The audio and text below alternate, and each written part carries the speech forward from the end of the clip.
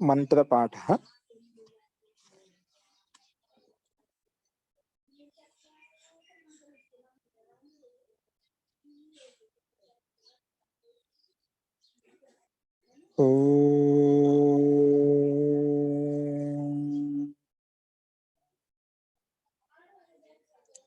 सहनावतु सहनौ भुनक्तु सह वीर्यं करवावहै तेजस्विनावधीतमस्तु मा विद्विषावहै। ओम शांति शांति शांति। सर्वेभ्यो नमः। अंदरिकी नमस्कारम अंडी। మనము న్యాయ దర్శనంలో ప్రథమ అధ్యాయము ప్రథమాహ్నికం చెప్పుకుంటున్నాము. అందులో మొదటి సూత్రంలో 16 తత్వాలను తెలుసుకుంటే మోక్ష ప్రాప్తి గురించి చెప్పుకున్నాము. అంటే తత్వదర్శనం చేత మోక్ష ప్రాప్తి కలుగుతుందని చెప్పుకున్నాము. తత్వదర్శనాత్ నిశ్రేయసాది గమః అని చెప్పుకున్నాము. ఆ తత్వదర్శనం ద్వారా మోక్ష ప్రాప్తి అపవర్గం ఏ రకం కలుగుతుంది అంటే రెండో సూత్రంలో ఆ తత్వజ్ఞానం చేత అంటే యథార్థ జ్ఞానం చేత మనలో ఉండే దోషాలు తొలగిపోతాయి, మిథ్యాజ్ఞానం తొలగిపోతుంది. దోషం ముందుగా మిథ్యాజ్ఞానం మనలో ఉండే విపరీత జ్ఞానం తొలగిపోతుంది. మిథ్యాజ్ఞానంలో దోషాలు తొలగిపోతాయి. దోషాల వలన ఆ కర్మ తొలగిపోతుంది. ఆ కర్మ లేకుంటే జన్మ కూడా ఉండదు. ఆ జన్మ లేకపోతే నీకు ఆ దుఃఖాలే ఉండవు. కాబట్టి ఆ దుఃఖాలు లేనప్పుడు మనకు అపవర్గ స్థితి ఉంటుంది అని ఈ రకంగా రెండు స్థుతులను చెప్పుకున్నాము. ఆ చెప్పిన తర్వాత 16 తత్వాన్ని తెలుసుకుంటే నీకు మోక్షం కలుగుతుంది అంటున్నావు కదా. ఒక్కొక్క పదార్థంలో క్రమంగా చెప్పుకుంటూ వచ్చాం. అందులో మొట్టమొదటి పదార్థం వచ్చేసి ప్రమాణం చెప్పాం. ఆ ప్రమాణం ఎన్ని రకాలు అంటే దాన్ని ముందు విభాగం చేశారు. అవి ప్రమాణం 4 రకాలుగా ఉంది. ప్రత్యక్ష, అనుమాన, ఉపమాన, శబ్దాహ ప్రమాణాన్ని. ప్రత్యక్షము, అనుమానము, ఉపమానం, శబ్దాహ అని చెప్పి 4 ప్రమాణాలు చెప్పుకున్నాము. అందులో ప్రత్యక్షం అంటే ఏమిటి అనే దానికి ఇక్కడ 4వ సూత్రంలో ఇంద్రియార్థ సన్నికర్షోత్పన్నం జ్ఞానం అవ్యపదేశ్యం అవ్యభిచారి వ్యవసాయాత్మకం ప్రత్యక్షం. ఇక్కడ మనకు ఇంద్రియ అర్థకి సన్నికర్షేతు జ్ఞానం ఉత్పన్నమవుతున్నది ప్రత్యక్షం అని చెప్పుకున్నాము. ఆ ప్రత్యక్షం ఇంత చెప్తే సూత్రార్థం మనకు సరిపోతుంది. కానీ పక్కన 3 విశేషణాలు చెప్పుకున్నాం. అవ్యపదేశం అవ్యభిచారి వ్యవసాయాత్మకం అంటే అది వ్యపదేశించినది ఉండకూడదు, అవ్యపదేశంగా ఉండాలి. వ్యభిచారి అంటే భ్రమితమైనది ఉండకూడదు. అలాగే నిశ్చయాత్మకంగా వ్యవసాయాత్మకంగా ఉండాలనే విషయాన్ని కూడా మనం చూసామండి.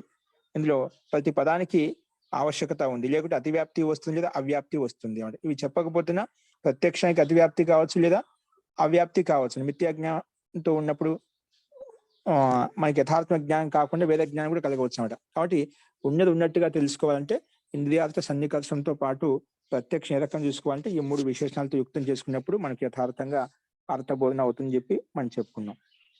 ఓకే, నిన్న ఈ రకంగా ఇంతవరకు చూసామండి. అస్తు.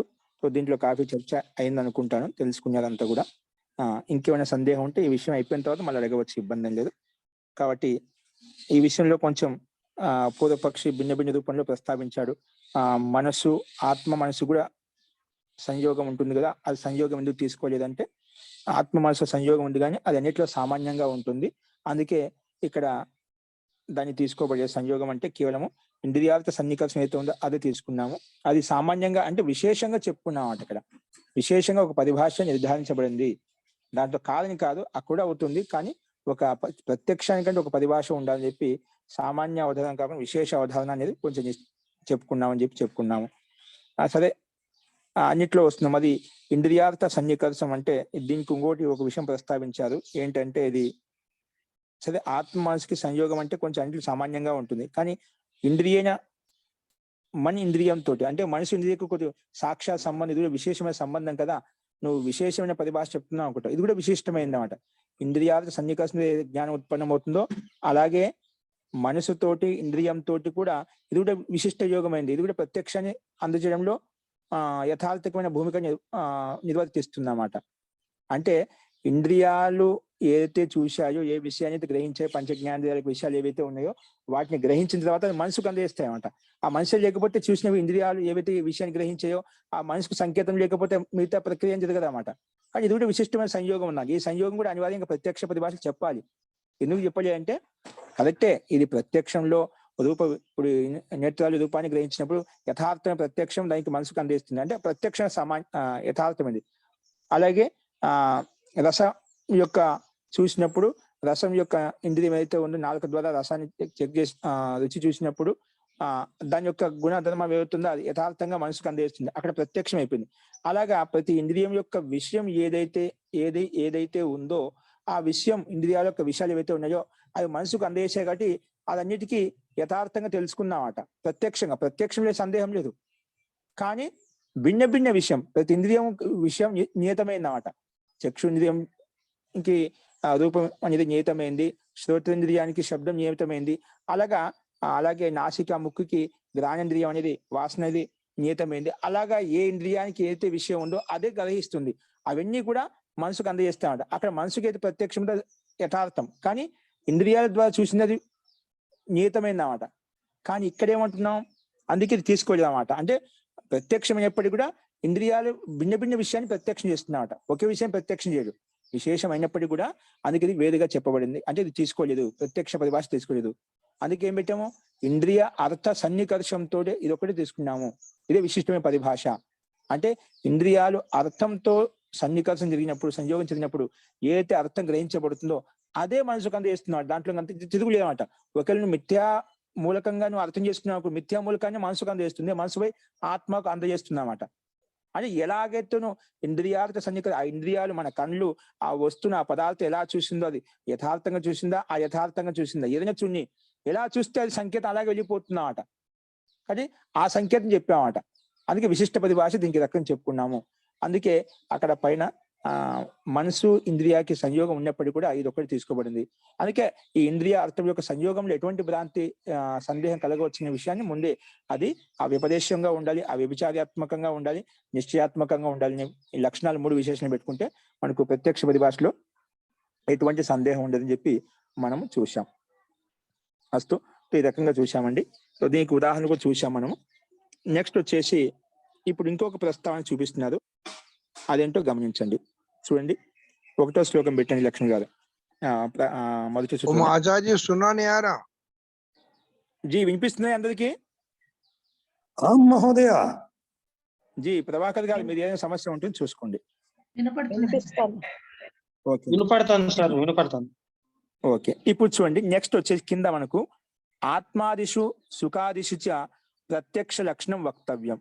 సరే, ఇవైతే ఇంద్రియ సన్నికర్షణ ద్వారా ఇంద్రియ అర్థం యొక్క సన్నికర్షణ ద్వారా ఏదైతే జ్ఞానం ఉత్పన్నమవుతుందో ప్రత్యక్షం అని చెప్పుకున్నాం. అది ఆ వ్యపదేశం అవిభిచారి వ్యవసాయాత్మకంగా ఉండాలని చెప్పుకున్నాం. సరే, అవి ఎందుకంటే అర్థము ఇంద్రియంతో అర్థం అనేది మనకు ప్రత్యక్షంగా ఉంది. కానీ ఈ పరిభాష పర్యాప్తం కాదు. నువ్వు ఆత్మ మనసు విషయంలో, సుఖ దుఃఖ విషయంలో కూడా ఒక ప్రత్యక్షంగా పరిభాష చెప్పాలి, అది సరిపోదు, దాంతో పర్యాప్తం కాదన్నమాట. ప్రత్యక్షంగా అర్థం చేసుకోవడంలో నువ్వు చెప్పిన పరిభాష విశేషంగా చెప్పామంటున్నావు కదా, ఇంద్రియ సన్నికర్ష ఉత్పన్నం జ్ఞానం ప్రత్యక్షం అని చెప్పి అది పర్యాప్తం కాదు. ఎందుకు కాదు? ఆత్మాదిషు సుఖాదిషు చ ప్రత్యక్ష లక్షణం వక్తవ్యం, ఇందులో కూడా ప్రత్యక్ష లక్షణం చెప్పాలి. ఎందుకంటే ఆత్మ అనేది ఇది ఇంద్రియం ద్వారా, అది ఎందుకంటే ఆత్మని ఎప్పుడు చూడలేదు, మనసుని ఎప్పుడు చూడలేదు. అంటే ఇంద్రియం ద్వారా మనం దాన్ని స్థూలేంద్రియాలు ఏవైతే ఉన్నాయో, భౌతిక ఇంద్రియాలు ఏవైతే ఉన్నాయో వాటి ద్వారా చూడలేము, ఎందుకంటే అత్యంత సూక్ష్మంగా ఉంటాయి, అవి మనకి ఎప్పుడు కనిపించమండి. ఇప్పుడు స్థూల పదార్థం మనకి కంటికి కనిపిస్తుంది కాబట్టి ఆ ఇంద్రియార్థ సన్నికర్షణ జరిగిందన్నమాట, ఇంద్రియాలు అర్థాన్ని గ్రహించాయన్నమాట. కానీ ఈ ఆత్మ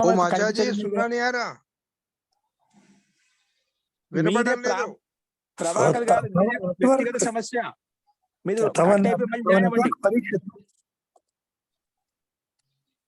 మీరు కట్టే మళ్ళీ జాయిన్ అవ్వండి ప్రభాకర్ గారు. అస్తు.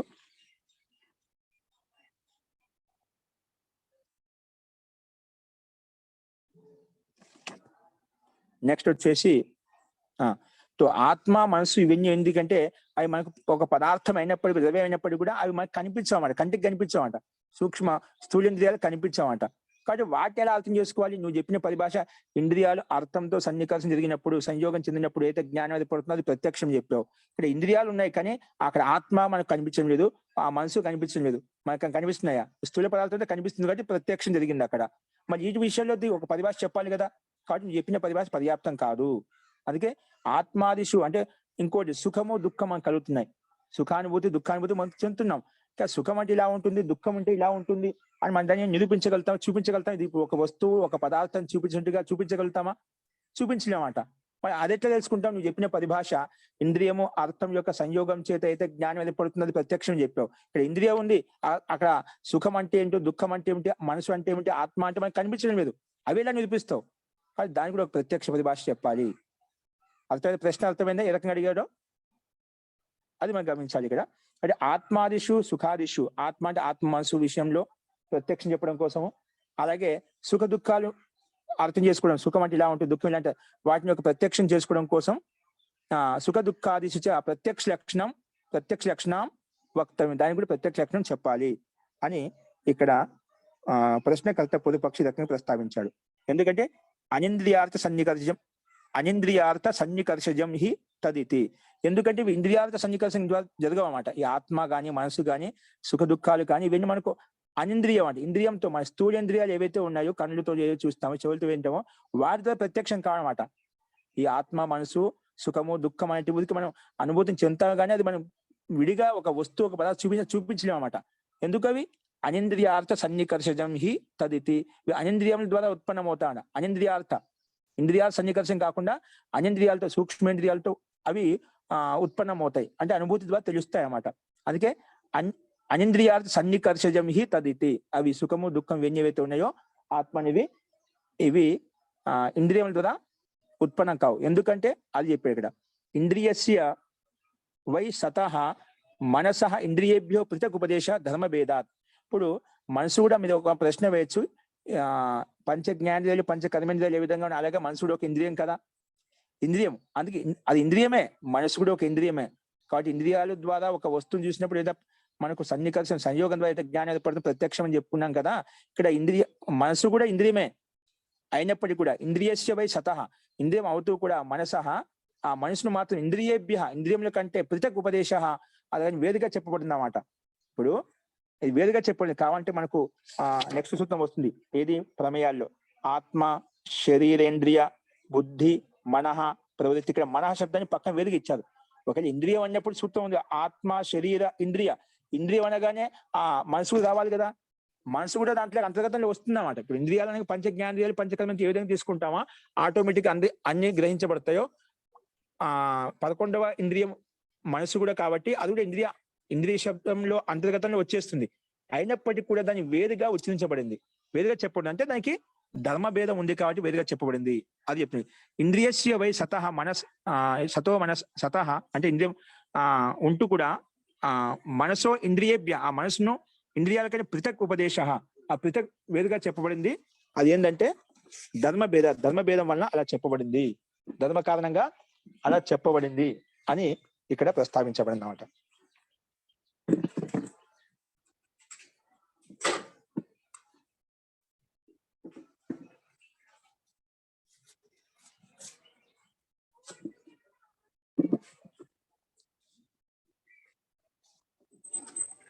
ఆ ధర్మభేదం ఏంటంటే కింద చూడండి.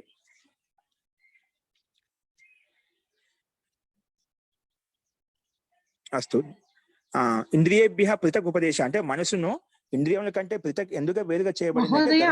ఇంద్రియం కాదు అనుకున్నప్పుడు బుద్ధి అని చెప్పాలి సార్. మహోదయ ఇంద్రియం కాదని కాదు, దాని యొక్క గుణం వేరు. అది ఇంద్రియమే కానీ ఇంద్రియం అయినప్పటికీ కూడా దాన్ని ఎందుకు మరి వేరుగా చెప్తున్నామంటే అది ధర్మభేదం ఉన్నామట. ధర్మభేదం అంటే ఇక చెప్తాను, ఎందుకని చెప్తాను. ఇక్కడ పక్కన ఇచ్చాడు భౌతికాని ఇంద్రియాని. మన పంచ జ్ఞానాలు ఏవైతే ఉన్నాయో ఆ భూతాల చేత ఉత్పన్నమయ్యామట, పంచభూతాల చేత ఉత్పన్నమయ్యామట. కాబట్టి కానీ పంచభూతాలు ఉత్పన్నమయ్యాయి, దాంతో పాటు వాటికి నియత విషయం ఉంది. ఇప్పుడు చెప్పామట. ఇప్పుడు నేత్రాలు రూపాన్ని గ్రహిస్తాయి, ఓకేనా. ఆ చెవులు శబ్దాన్ని గ్రహిస్తాయి, ముక్క గంధాన్ని గ్రహిస్తుంది, నాలుక రసాన్ని గ్రహిస్తున్నమాట.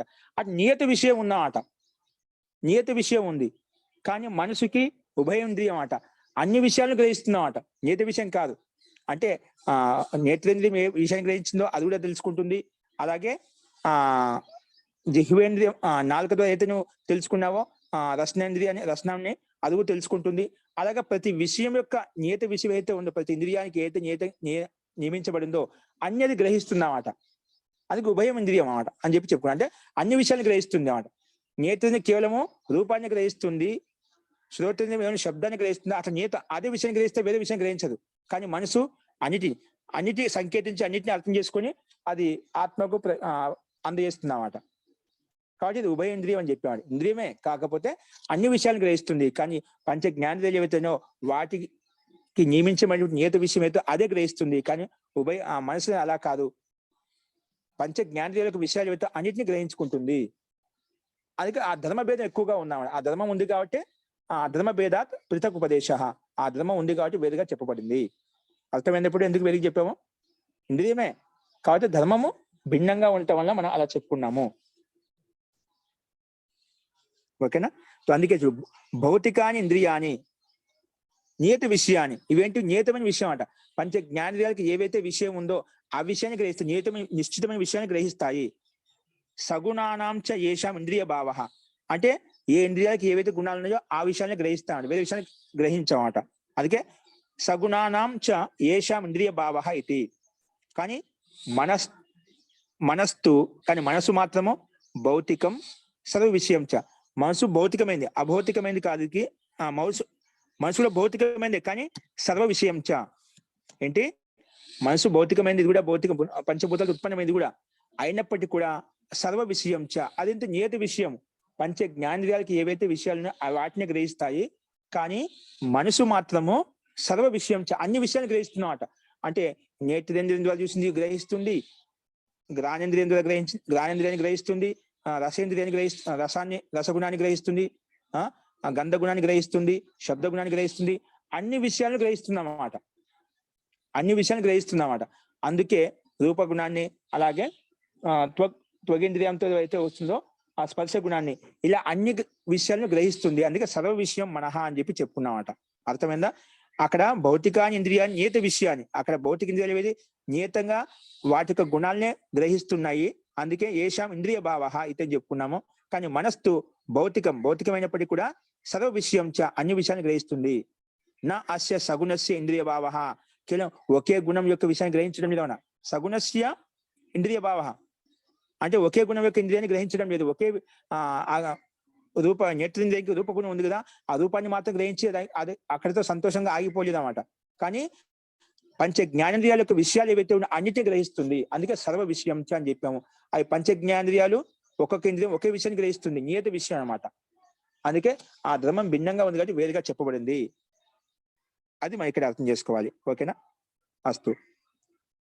సతిచ ఇంద్రియార్థ సన్నికర్షే సన్నిధిం అసన్నిధిం చ అస్య యుగపద్ జ్ఞానానుపత్తి కారణం వక్ష్యామః. అందుకే సతిచ ఇంద్రియ సన్నికర్ష, ఎప్పుడైతే ఇంద్రియ అర్థక సన్నికర్షణ జరుగుతుందో, అంటే ఇంద్రియముల ద్వారా అర్థం ఏ విధంగా సంయోగం చెందినప్పుడు, సన్నిధిం అసన్నిధించ అంటే సన్నిధి మాత్రమే సంయుక్తమైనప్పుడు, లేదా అసన్నిధించ సంయుక్త కానప్పుడు, అస్య యుగపద్ జ్ఞానానుపత్తి కారణం. యుగపద్ ఒకేసారి దానికి తెలియజేస్తున్నాడు. యుగపద్ ఒకేసారి వెంటనే ఏ ఇంద్రియాలు ఏ విషయాన్ని గ్రహించాయో అది ఒకేసారి గ్రహిస్తున్నాడు. యుగపద్ జ్ఞానానుపత్తి, ఒకేసారి దాని యొక్క జ్ఞానం కలుగుతుంది. వేరువేరుగా కాకుండా ఆ ఇంద్రియము నేత్రేంద్రియం కావచ్చు, కాకపోతే అలాగే జిహ్వ కావచ్చు, శ్రోతేంద్రియం కావచ్చు, ఇవన్నీ ఏవైతే ఉన్నాయో మనకు అవన్నీ కూడా ఒకేసారి తెలుసుకోబడతాయి. అవి ఆ విషయం చెప్తాను తర్వాత. 1వ అధ్యాయం 1వ సూత్రంలో 16వ ఆహ్నికం ఉందండి. అంటే 16 సూత్రంలో ఉంది. 1వ అధ్యాయము 1వ ఆహ్నికము 16 సూత్రంలో ఈ సూత్రం వస్తుంది. యుగప జ్ఞానానుపత్తి మనహ అని చెప్పి మనకు ఆ సూత్రం చెప్పబడుతుంది. అక్కడ మీకు తెలుస్తుందన్నమాట. అంటే విషయాన్ని ఒకేసారి గ్రహిస్తుంది అనే విషయాన్ని. యుగపత్ జ్ఞానానుపత్తి మనసో లింగం, అంటే మనసు యొక్క లింగం ఏంటి, లక్షణం ఏంటంటే యుగపత్ జ్ఞానానుపత్తి. అనుపత్తి అంటే జ్ఞానం అన్నమాట. యుగపత్ జ్ఞానానుపత్తి మనసో లింగం అని చెప్పి 16 సూత్రం మనం చెప్పుకుంటామంట. ఓకేనా? అక్కడ ఒకేసారి గ్రహిస్తుంది. ఆచార్య అనుపపత్తి ఒకేసారి కలగటం లేదు మనకి, ఒకదాని తర్వాత ఒకటి వెంటనే యుగపల్ జ్ఞానానుపత్తి మనసు యుగపల్ జ్ఞానానుపత్తి అనుపత్తి మనసులింగ అంటే ఒక సమయంలో ఒకే విషయాన్ని గ్రహిస్తుంది, ఒకే అన్ని విషయాలు ఒకేసారి గ్రహించబడవు. ఓకే అండి, మీకు అలా చెప్పాను. అస్తు. యుగపత్ జ్ఞానానుపత్తి అనుపత్తి అంటే ఒకేసారి ఉత్పన్నం కాదన్నమాట. అంటే ఒక సమయంలో ఒకే విషయాన్ని గ్రహిస్తుంది. మనసు అనేది ఒకేసారి అన్ని గ్రహిస్తుంది మనకి, ఈ విధంగా మనసు అత్యంత వేగంగా పనిచేస్తుంది అని కాబట్టి అలా అనిపిస్తుంటుంది. వాస్తవంగా అలా కాదు, అది ఒక సమయంలో ఒకే విషయాన్ని గ్రహిస్తుంది. దానికి ఒక ఉదాహరణ ఏం చెప్పుకున్నామంటే, కమల పుష్పాలు 100 పుష్పాలు మనం పెట్టుకున్నాం, ఒకదాని మీద ఒకటి పెట్టామనుకోండి, కమల పత్రాలు అవి ఎంతో సుకోమలంగా ఉంటాయి. అక్కడ ఒక పిన్నుతో ఒక సూయితోటి మనం కూర్చామనుకోండి, ఒకదాని మీద ఒకటి పెట్టామట, అది వెంటనే దిగిపోతుందన్నమాట ఆ సూదితో కూర్చున్నప్పుడు మనం. అంటే అక్కడేంటి, ఒకేసారి అక్కడ దిగిపోయిందంటే మనం ఒకేసారి అది కలిగిందా, అది ఒకేసారి కలిగా క్రమంగా ఒక్కొక్క పత్రాన్ని ఛేదించుకుంటూ వెళ్ళిందన్నమాట. 1వ పత్రాన్ని, 2వ పత్రాన్ని, 3వ పత్రాన్ని అలా ఛేదించుకుంటూ 100 పత్రం ఛేదించుకుని ముందుకు వెళ్ళిపోయింది. కాదు, దాని యొక్క వేగం అంత అత్యంత తీవ్రంగా ఉంది కాబట్టి మనకు ఒకేసారి ఇది చేయించబడింది. అలాగే ఒకేసారి అన్ని పనులు చేస్తున్న మనసు ఒకేసారి అన్ని విషయాన్ని గ్రహిస్తుంది అని అనుకుంటున్నాం. కానీ మనసు అనేది ఒక సమయంలో ఒకే విషయాన్ని గ్రహిస్తుంది, అన్ని విషయాలను గ్రహించదు. ఓకేనా, అంటే క్రమంగా గ్రహిస్తున్నమాట.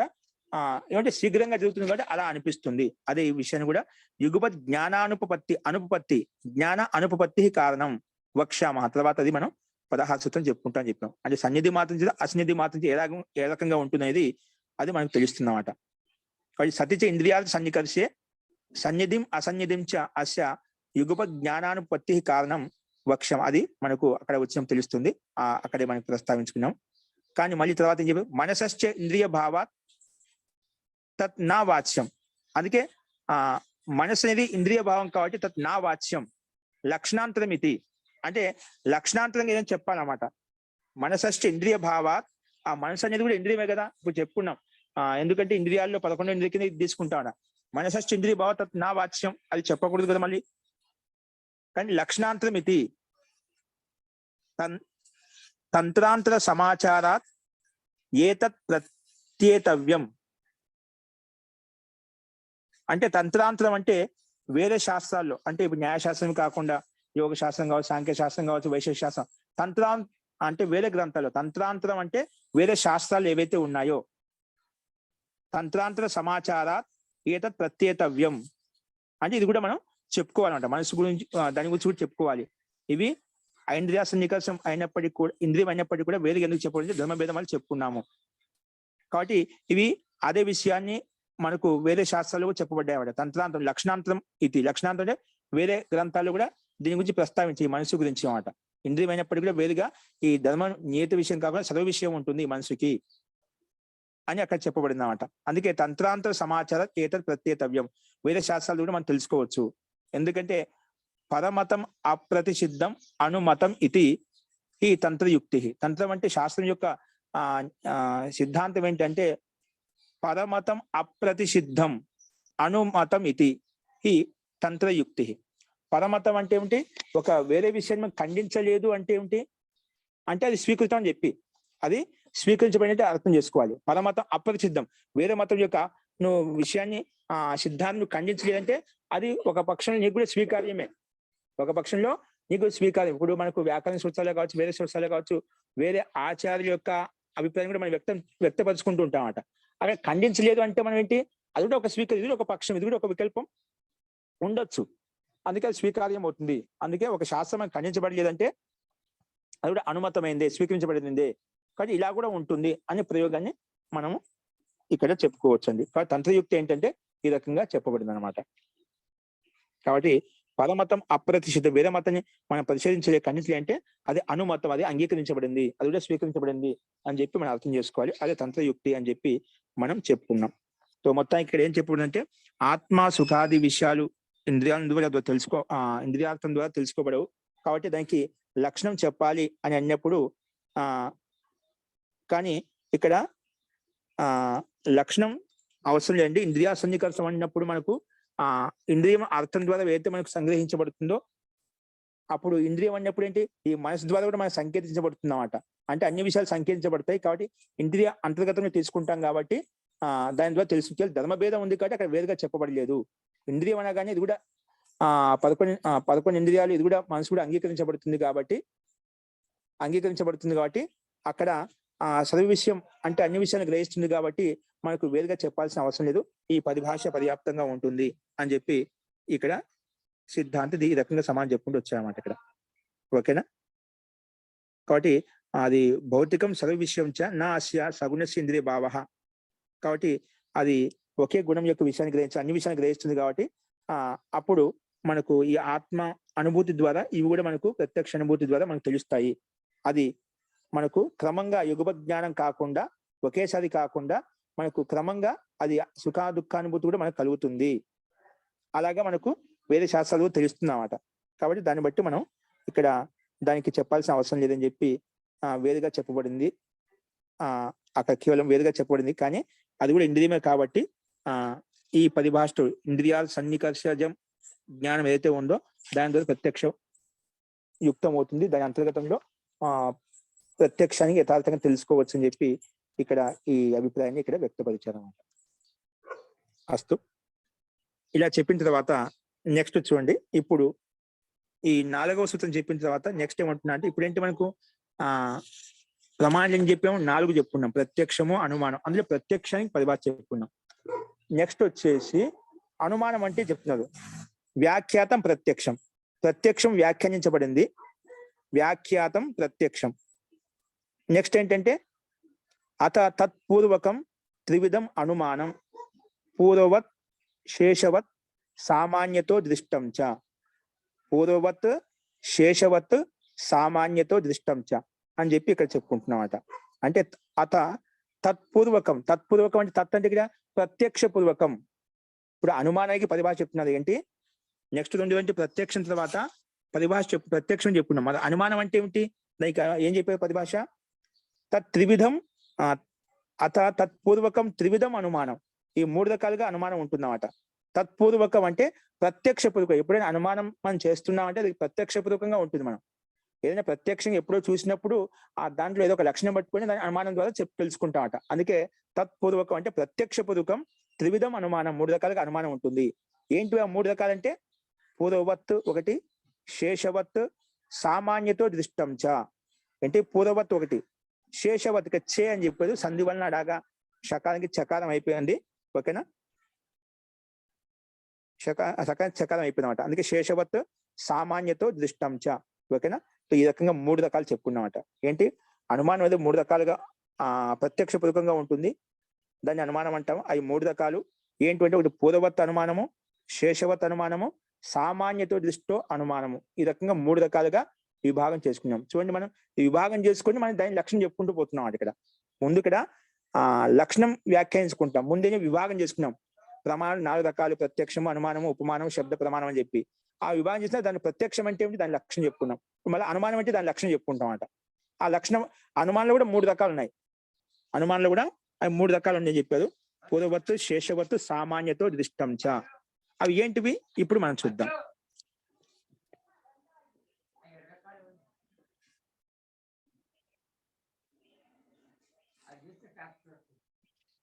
నెక్స్ట్ చూడండి,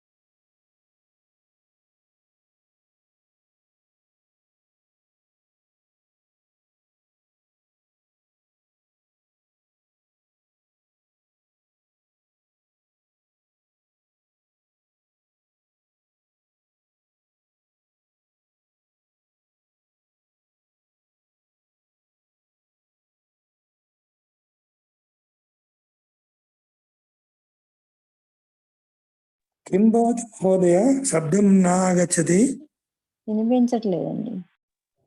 ఇప్పుడు వినిపిస్తుందండి? మాకు ఇప్పుడు వినిపిస్తుందండి? వినిపిస్తుంది. మహోదయ ఇదాनीम् एव అస్తు అదునా సూత్రంలో మనకు ఏముందండి? తత్పూర్వకం త్రివిధం అనుమానం ఉంది కదా. తత్పూర్వకం అంటే ఇక్కడ విధించి చెప్తున్నారు, అదేనో చూడండి. తత్పూర్వకం అంటే తత్పూర్వకం ఇతి అనేనా లింగ లింగినోహ సంబంధ దర్శనం. తత్పూర్వకం అంటే ఏమిటి? లింగము లింగినో సంబంధ దర్శనం అంటే లింగము ఆ లింగి యొక్క సంబంధం రెండు మధ్య దర్శనం చేసుకున్నామో అది ప్రత్యక్షపూర్వకంగా ఉంటుందన్నమాట, సామాన్యంగా ఉంటుందన్నమాట. అంటే ఎప్పుడో మనం ప్రత్యక్షం చూసిన దాన్ని మనం అనుమానించగలుగుతాం అన్నమాట. కాబట్టి తత్పూర్వకంలో ప్రత్యక్షపూర్వకం చెప్పేదా? ప్రత్యక్ష ఏ రకంగా అంటే లింగ లింగినో సంబంధ దర్శనము అంటే ఎక్కడో మనం ఇప్పుడు అగ్నిని చూసాము, అగ్ని ఉన్నప్పుడు పొగ కూడా ఉంటుందన్నమాట. అది దాని లక్షణం. లింగం ఏంటి? లింగం అంటే చిహ్నం అనమాట. ఆ లింగాన్ని చూసాం, అగ్ని ఎక్కడైతే ఉంటుందో అక్కడ పొగ ఉంటుంది. అంటే ఇక్కడ పొగ అనేది లింగము, ఆ లింగి అనేది ఇక్కడ అగ్ని అనమాట. లింగి అంటేనే అగ్ని. ఈ రెండింటి మధ్య సంబంధం నియత సంబంధం ఉందని చెప్పి మనకు తెలుసు అన్నమాట. లింగ లింగినోహో సంబంధ దర్శనం, ఆయనకి నియత సంబంధం ఉంటుంది, దాంట్లో సందేహం లేదన్నమాట. ఎక్కడెక్కడైతే అగ్ని ఉంటుందో అక్కడక్కడ పొగ ఉంటుంది. అది సంబంధం, రెండింటి మధ్య సంబంధం ఏంటి? నిశ్చిత సంబంధం అన్నమాట, యథార్థమైన సంబంధం. దాంట్లో సందేహం ఉండదు, వికల్పం ఉండదు అన్నమాట. కాబట్టి సంబంధ దర్శనం ఏదైతే ఉందో అది ప్రత్యక్షపూర్వకంగానే ఉంటుంది. కాబట్టి అందుకే ఇక్కడ లింగ దర్శనం అభిసంబద్ధ్యతే. కాబట్టి దాన్ని లింగ దర్శనం కింద మనం చెప్పుకుంటాం అన్నమాట. కాబట్టి ఎక్కడైతే అగ్నితో ఉన్నటువంటి పొగ అయితే సంబంధం మనం తెలుసుకున్నామో, అలాగే ఒక పదార్థం యొక్క అవయవాన్ని యథార్థంగా తెలుసుకున్నామో, ఆ పదార్థం చూసాం, ఒక వస్తుతత్వం చూసాం, చూసిన తర్వాత దాంట్లో ఏదో ఒక భాగం, ఒక లక్షణం కనిపించే కానీ దాన్ని బట్టి దాని యొక్క మూల స్థితి ఏంటి, దాని యొక్క ఏ ద్రవ్యం నుంచి ఉత్పన్నమైంది, ఎక్కడి నుంచి ఉత్పన్నమైంది అనే విషయం మనకు తెలుస్తుంది అన్నమాట. కాబట్టి మనకు ఇక్కడ మనకు లింగ లింగినోహ అంటే పొగ, ఆ పొగ ఎక్కడి నుంచి ఉత్పన్నమైంది? అగ్ని. ఆ రెండింటి మధ్య సంబంధం యథార్థంగా చూశాము. అందుకే లింగ లింగినోహ సంబంధ దర్శనం, లింగ దర్శనం చ అభిసంబద్ధ్యతే. అలాగే లింగ దర్శనం కూడా మనం సంబంధం ఎలా ఉంటుంది అనేది ఇక్కడ చెప్పబడింది అన్నమాట. అదే విషయాన్ని కింద చెప్పారు చూడండి. లింగ లింగినోహో సంబంధయోహ దర్శనేన లింగ స్మృతి అభిసంబద్ధ్యతే. ఇప్పుడు పైన లింగ దర్శనం నుంచి అభిసంబద్ధ్యత చెప్పిన ఆ లింగ దర్శనం ద్వారా, ఆ చిహ్నం ద్వారా మనకి ఏమవుతుంది? దాని యొక్క సంబంధం అభివ్యక్తం అవుతున్నమాట, తెలుస్తున్నమాట, అభిసంబద్ధం అవుతున్నమాట. ఇప్పుడు అదే విషయం కింద చెప్పారు చూడండి. లింగ లింగినోహో సంబంధయోహో దర్శనేన అంటే ఆ పొగ ఎక్కడి నుంచి ఉత్పన్నమైంది? అగ్ని నుంచి ఉత్పన్నమైంది. అది ఆ రెండు మధ్య సంబంధం చూసాం. లింగ లింగినోహో సంబంధయోహో దర్శనేన, వారి యొక్క సంబంధం ఏదైతే ఉందో దాన్ని చూడటం వల్ల ఏమవుతుంది? లింగ స్మృతి అభిసంబద్ధ్యతే. ఆ చిహ్నాన్ని చూడగానే ఆ చిహ్నం ఉందంటే ఖచ్చితంగా అక్కడ పొగ ఉంటుంది, ఆ స్మృతి మనకు ఉత్పన్నం అవుతుందన్నమాట. ప్రత్యక్షంగా మనము రెండు చూడటం లేదు, ఎప్పుడో ఒకసారి లింగికి సంబంధం రెండు ఒకేసారి చూసామన్నమాట. లింగాన్ని చూసాము, లింగిని చూసామన్నమాట. ఇప్పుడు ఎక్కడో దూరంగా ఉండి చూసినప్పుడు కేవలం పొగను చూస్తున్నామట. ఆ లింగాన్ని చూడగానే ఏమవుతుంది? మనకు ఒక స్మృతి వస్తుందండి. పూర్వంలోనూ మన వంటశాల కావచ్చు, ఎక్కడైనా అగ్ని ఉన్న చోట పొగ వచ్చింది అంటే ఈ పొగ ఉన్నది, ఇక్కడ అగ్ని ఉంటుంది అనే స్మృతి అయితే మీకు కలుగుతుందో అందుకే లింగ స్మృతి అభిసంబద్ధతే. ఆ స్మృతికి అభిసంబద్ధం అవుతుంది, అది ఉత్పన్నం అవుతుంది. అది ఎలా ఉత్పన్నమైంది? తత్పూర్వకం అంటే అది ప్రత్యక్షంగా ముందు చూశావు కాబట్టి అనుమానం ద్వారా చెప్పుకుంటున్నామట. అది ఒకవేళ అనుమానం ఉంది అంటే ఖచ్చితంగా ప్రత్యక్షపూర్వకంగా అనుమానం ఉంటుంది, ప్రత్యక్షపూర్వకం లేకుండా అనుమాన ప్రమాణం ఉండదన్నమాట. కాబట్టి మనం ఎప్పుడో చూసాము, ఇప్పుడు దాంట్లో ఒక లక్షణం చూసి, ఒక చిహ్నాన్ని చూసి ఇప్పుడు ఆ వేరే తత్వం, వేరే పదార్థం ఏమై ఉండొచ్చు అది మనం అనుమానం ద్వారా తెలుసుకుంటున్నాము. కాబట్టి ఒక లక్షణం చూడగానే, ఒక లింగం చూడగానే, అంటే ఒక చిహ్నం చూడగానే రెండో పదార్థం ఏమై ఉంటుంది, అక్కడ ఏముందని చెప్పి ఆ స్మృతి వచ్చేస్తున్నాడు. ఆ స్మృతిని బట్టే మనకు ఆ వస్తువు, ఆ పదార్థాన్ని గుర్తించగలుగుతాము. అందుకే లింగ స్మృతి అభిసంబద్ధతే. ఆ స్మృతి వచ్చిన కొన్ని స్మృత్య లింగ దర్శనేన అప్రత్యక్ష అర్థం అనిమేతే. సో ఆ స్మృతి ద్వారా, ఆ లింగం ద్వారా అప్రత్యక్షమైనటువంటి, ప్రత్యక్షంగా అగ్ని కనిపించలేదు, ఓన్లీ పొగ కనిపిస్తుంది. అప్రత్యక్షభూతమైనటువంటి లింగిని కూడా, లింగి అంటే ఇక్కడ ఆ అగ్ని కూడా మనం చూడగలుగుతాము, అగ్ని తెలుసుకోగలుగుతాము. జస్ట్ ఇది ఒక ఉదాహరణ చెప్పాను. అలాగా ఎక్కడైనా మనం చూసుకోవచ్చు, అర్థం చేసుకోవచ్చు అన్నమాట. ప్రతి పదార్థంలో, ప్రతి విషయంలో కూడా అర్థం చేసుకోవచ్చు అన్నమాట. ఓకేనా? ఒక లక్షణాన్ని బట్టి రెండో తత్వం ఏమై ఉంటుంది, రెండో పదార్థం ఏమై ఉంటుంది అది అనుమానం ద్వారా తెలుసుకోవచ్చు. అది మనం అర్థం చేసుకోవాలి. అది ఇక్కడ చెప్పబడింది. స్మృత్యా లింగ దర్శనేన చ. ఆ స్మృతి ద్వారా ఏమవుతుంది? లింగ దర్శనం చేసుకోవడం వల్ల లింగ దర్శనేచ అప్రత్యక్షో అర్థం అనుమతి. ప్రత్యక్షం కానిటువంటి అర్థం అయితే ఉందో అది మనం తెలుసుకుంటాము. ఒక పొగను చూడగానే అక్కడ అగ్ని అనేది అది అది మనకు ప్రత్యక్షం కనిపించలేదు, కాబట్టి అప్రత్యక్షంగా ఉంది. అటువంటి అప్రత్యక్షమైనటువంటి అగ్నితత్వాన్ని మనం అనుమానిస్తాం. తెలుసుకోవడం అంటే అనుమానం ద్వారా తెలుసుకుంటాం. ఉంటుంది లేదు ఇక్కడ, కానీ ఉంటుంది ఖచ్చితంగా. దూరంగా ఉన్నాం కాబట్టి దగ్గరికి వెళ్ళే కాబట్టి మనకు కనిపించలేదు, కానీ ఉంది అని నిశ్చయం చేసుకుంటాం అంట. కాబట్టి అనుమాన ప్రమాణం కూడా మనం ప్రమాణంగా తీసుకుంటాము. కాబట్టి ముందుగా అది లింగి యొక్క దర్శనం అయితే ఉందో ఆ సంబంధం తెలుసుకున్నప్పుడే ఆ సంబంధంలో ఒక స్మృతి ఏర్పడుతుంది. ఆ స్మృతిని బట్టి మనకు అప్రత్యక్షభూతమైనటువంటి వస్తువు పదార్థం అయితే ఉందో అది తెలుసుకోబడుతుంది. అందుకే అప్రత్యక్ష అర్థం అనుమతి అని చెప్పి మనం ఇక్కడ చెప్పుకున్నామండి. అస్తు.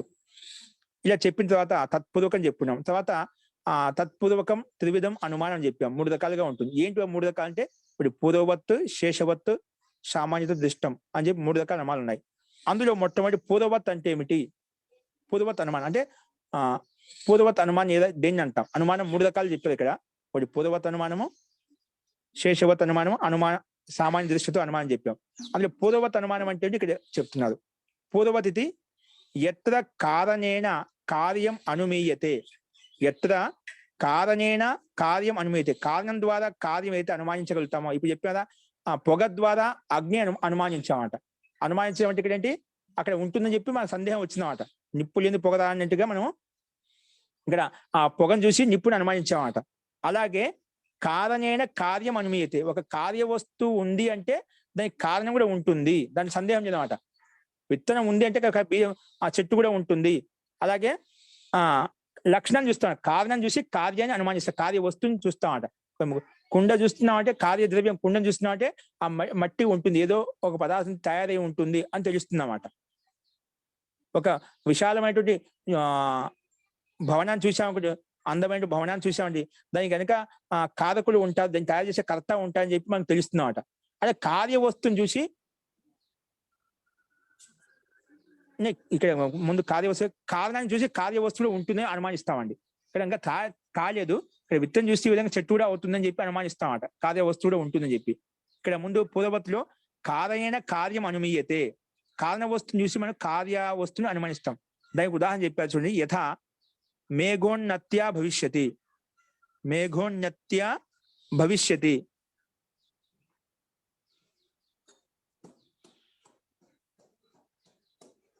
మేఘోన్నత్య భవిష్యతి వృష్టిరితి. ఇప్పుడు మేఘాలు మనకు కారణం ఉంది. వర్షం పడలేదు, వర్షం పడడానికి ముందు ఏమవుతాయి? మేఘాలు ముందు ఆచ్ఛాదించుకుంటే మొత్తం ఆకాశం చూస్తుండే కదా, మోడంగా ఉంటుంది, నల్లగా మబ్బులు కమ్ముకుంటూ వస్తాయన్నమాట. ఆ కారణం చూస్తున్నాం, వర్షం కార్యం జరగలేదన్నమాట. ఆ వర్షం పడలేదు, కానీ ఆ కారణం చూసి వర్షం రాబోతుంది అని అనుమానిస్తామట. వర్షం పడలేదు, ఆ మేఘోన్నత్య మేఘాలు ఏ విధంగా ఉన్నతంగా ఉన్నాయో, ఇక్కడ బాగా నల్లగా మబ్బులు కమ్ముకుంటూ వస్తున్నాయో దాన్ని బట్టి ఏమవుతుంది? ఖచ్చితంగా కారణం చూసి కార్యం కూడా అనివార్యంగా ఉంటుంది. ఎందుకంటే ఎప్పుడెప్పుడైతే ఇలాగ ఆకాశంలో మేఘాలు నల్లగా మబ్బులతోటి ఉన్నప్పుడు, వాతావరణం పూర్తిగా చేంజ్ అయినప్పుడు ఆ లక్షణాలను బట్టి, ఆ కారణాలను బట్టి ఖచ్చితంగా అప్పుడు వర్షం పడింది అన్నమాట. ఈ లక్షణాలు ఉన్నప్పుడు ఖచ్చితంగా ఈ పని జరుగుతుంది, అంటే ఈ వర్షం కురుస్తుంది. కాబట్టి ఇదొక కారణాన్ని చూసి మనం కార్యాన్ని ఎప్పుడైతే అనుమానిస్తామో దాన్ని బట్టి మనం ఇది ఏంటి ఖచ్చితంగా పూర్వవత్ కింద, పూర్వంలో కారణం చూసి కార్య వస్తువు అనుమానించింది కాబట్టి ఇది పూర్వవత్ అనుమానం అని చెప్పి ఇక్కడ ఉదాహరణ కనిపిస్తుంది. ఓకేనా? అలాగే కొంతమంది ఇప్పుడు వర్షం రావడానికి ముందు చిన్న చిన్న చీమలు ఉంటాయి కదండి. చీమలు వాటి యొక్క ఆహార పదార్థాలను అవి ఒక చోటు అన్ని కలిసి ఇక్కడికి మారుస్తూ ఉంటాయండి. చీమలు ఎప్పుడోసారి బయటకు వచ్చేసాయనుకోండి, గుర్తు పెట్టుకుని అక్కడ అనుమానించవచ్చు అక్కడ వర్షం రాబోతుంది. వర్షం రావడానికి ముందు అవి కొన్ని జీవులకు, సూక్ష్మ జీవులకు అన్ని తెలుస్తాయండి. ఆటోమేటిక్ గా కొన్ని పదార్థాలు మనకు క్రిమికీటక పశు పక్షులకు కూడా కొన్ని ప్రకృతి యొక్క ప్రకోపాలు ఏవైతే ఉన్నాయో అవి లక్షణం ద్వారా పక్షులకైనా ఇలా చిన్న చిన్న ఇప్పుడు చీమల గురించి చెప్పామన్నమాట. అది అన్ని వలసగా ఇక్కడికి అక్కడ మారుతూ ఉంటాయన్నమాట. దాని ఆహార పదార్థం తీసుకొని కావచ్చు, అన్ని ఇలా వెళ్తున్నాయంటే ఖచ్చితంగా దానికి ఒక అనుభూతి తెలుస్తుందన్నమాట. వాతావరణ భూమి యొక్క స్పర్శ వలన అంటే వర్షం రాబోతుంది అని చెప్పి అక్కడ కారణాన్ని చూసి అవి కార్యవస్తును అంటే వర్షం కురుస్తుందని ఒక అనుమానం ద్వారా తెలుసుకుంటామట. అస్తు, అది జస్ట్ ఉదాహరణ చెప్పాను మీకు. ఇక్కడ మనకు మేఘాలను చూసి మనకు వర్షం పడుతుందని చెప్పి అంటే కార్యం జరుగుతుందని చెప్పి అనుమానిస్తాం. ఇలా అనుమానిస్తుందని పూర్వవత్ అనుమానం అని చెప్పి చెప్పుకుంటాం అన్నమాట. ఓకేనా? అదేంటి అనుమానం? పూర్వ కారణం చూసి కార్య వస్తువును అనుమానించాము. నెక్స్ట్ రెండవది ఏంటి? శేషవత్. శేషవత్ ఏంటి? శేషవత్ తత్. శేషవత్ ఏంటంటే ఎత్ర కార్యేణ కారణం అన్వయతే. పదాలు మనకు సరళంగా స్పష్టంగా ఉన్నాయి. ఎత్ర కార్యేణ కారణం అన్వయతే. పక్కన కారణం చూసి కార్యవస్తు అనుమానించాం. మేఘాలను చూసి మన నల్లని మబ్బులను చూసి వర్షం పడుతుంది, అక్కడ కార్యవస్తువు ఖచ్చితంగా వస్తుంది, అని సందేహం లేదు మనకు. అది అనుమానించాం. ఇప్పుడు ఏమంటే రివర్స్ గా ఆపోజిట్ గా ఏమంటున్నాం? కార్యేణ కారణం అనుమీయతే. కార్యేణ కార్యవస్తువురా కారణం అనుమీయతే. ఉదాహరణ ఇక్కడ పూర్వ ఉదక విపరీతం ఉదకం నద్యాః పూర్ణత్వం శీఘ్రత్వం చ దృష్ట్వా శ్రోతసో అనుమీయతే భూత వృష్టిరితి. ఇక్కడ మనకు శేషవత్ అనుమానం ఎలా చేస్తాము? పూర్వ ఉదక విపరీతం ఉదకం. వినిపిస్తుందా అండి? మహోదయ. పూర్వం ఉదకం విపరీతం.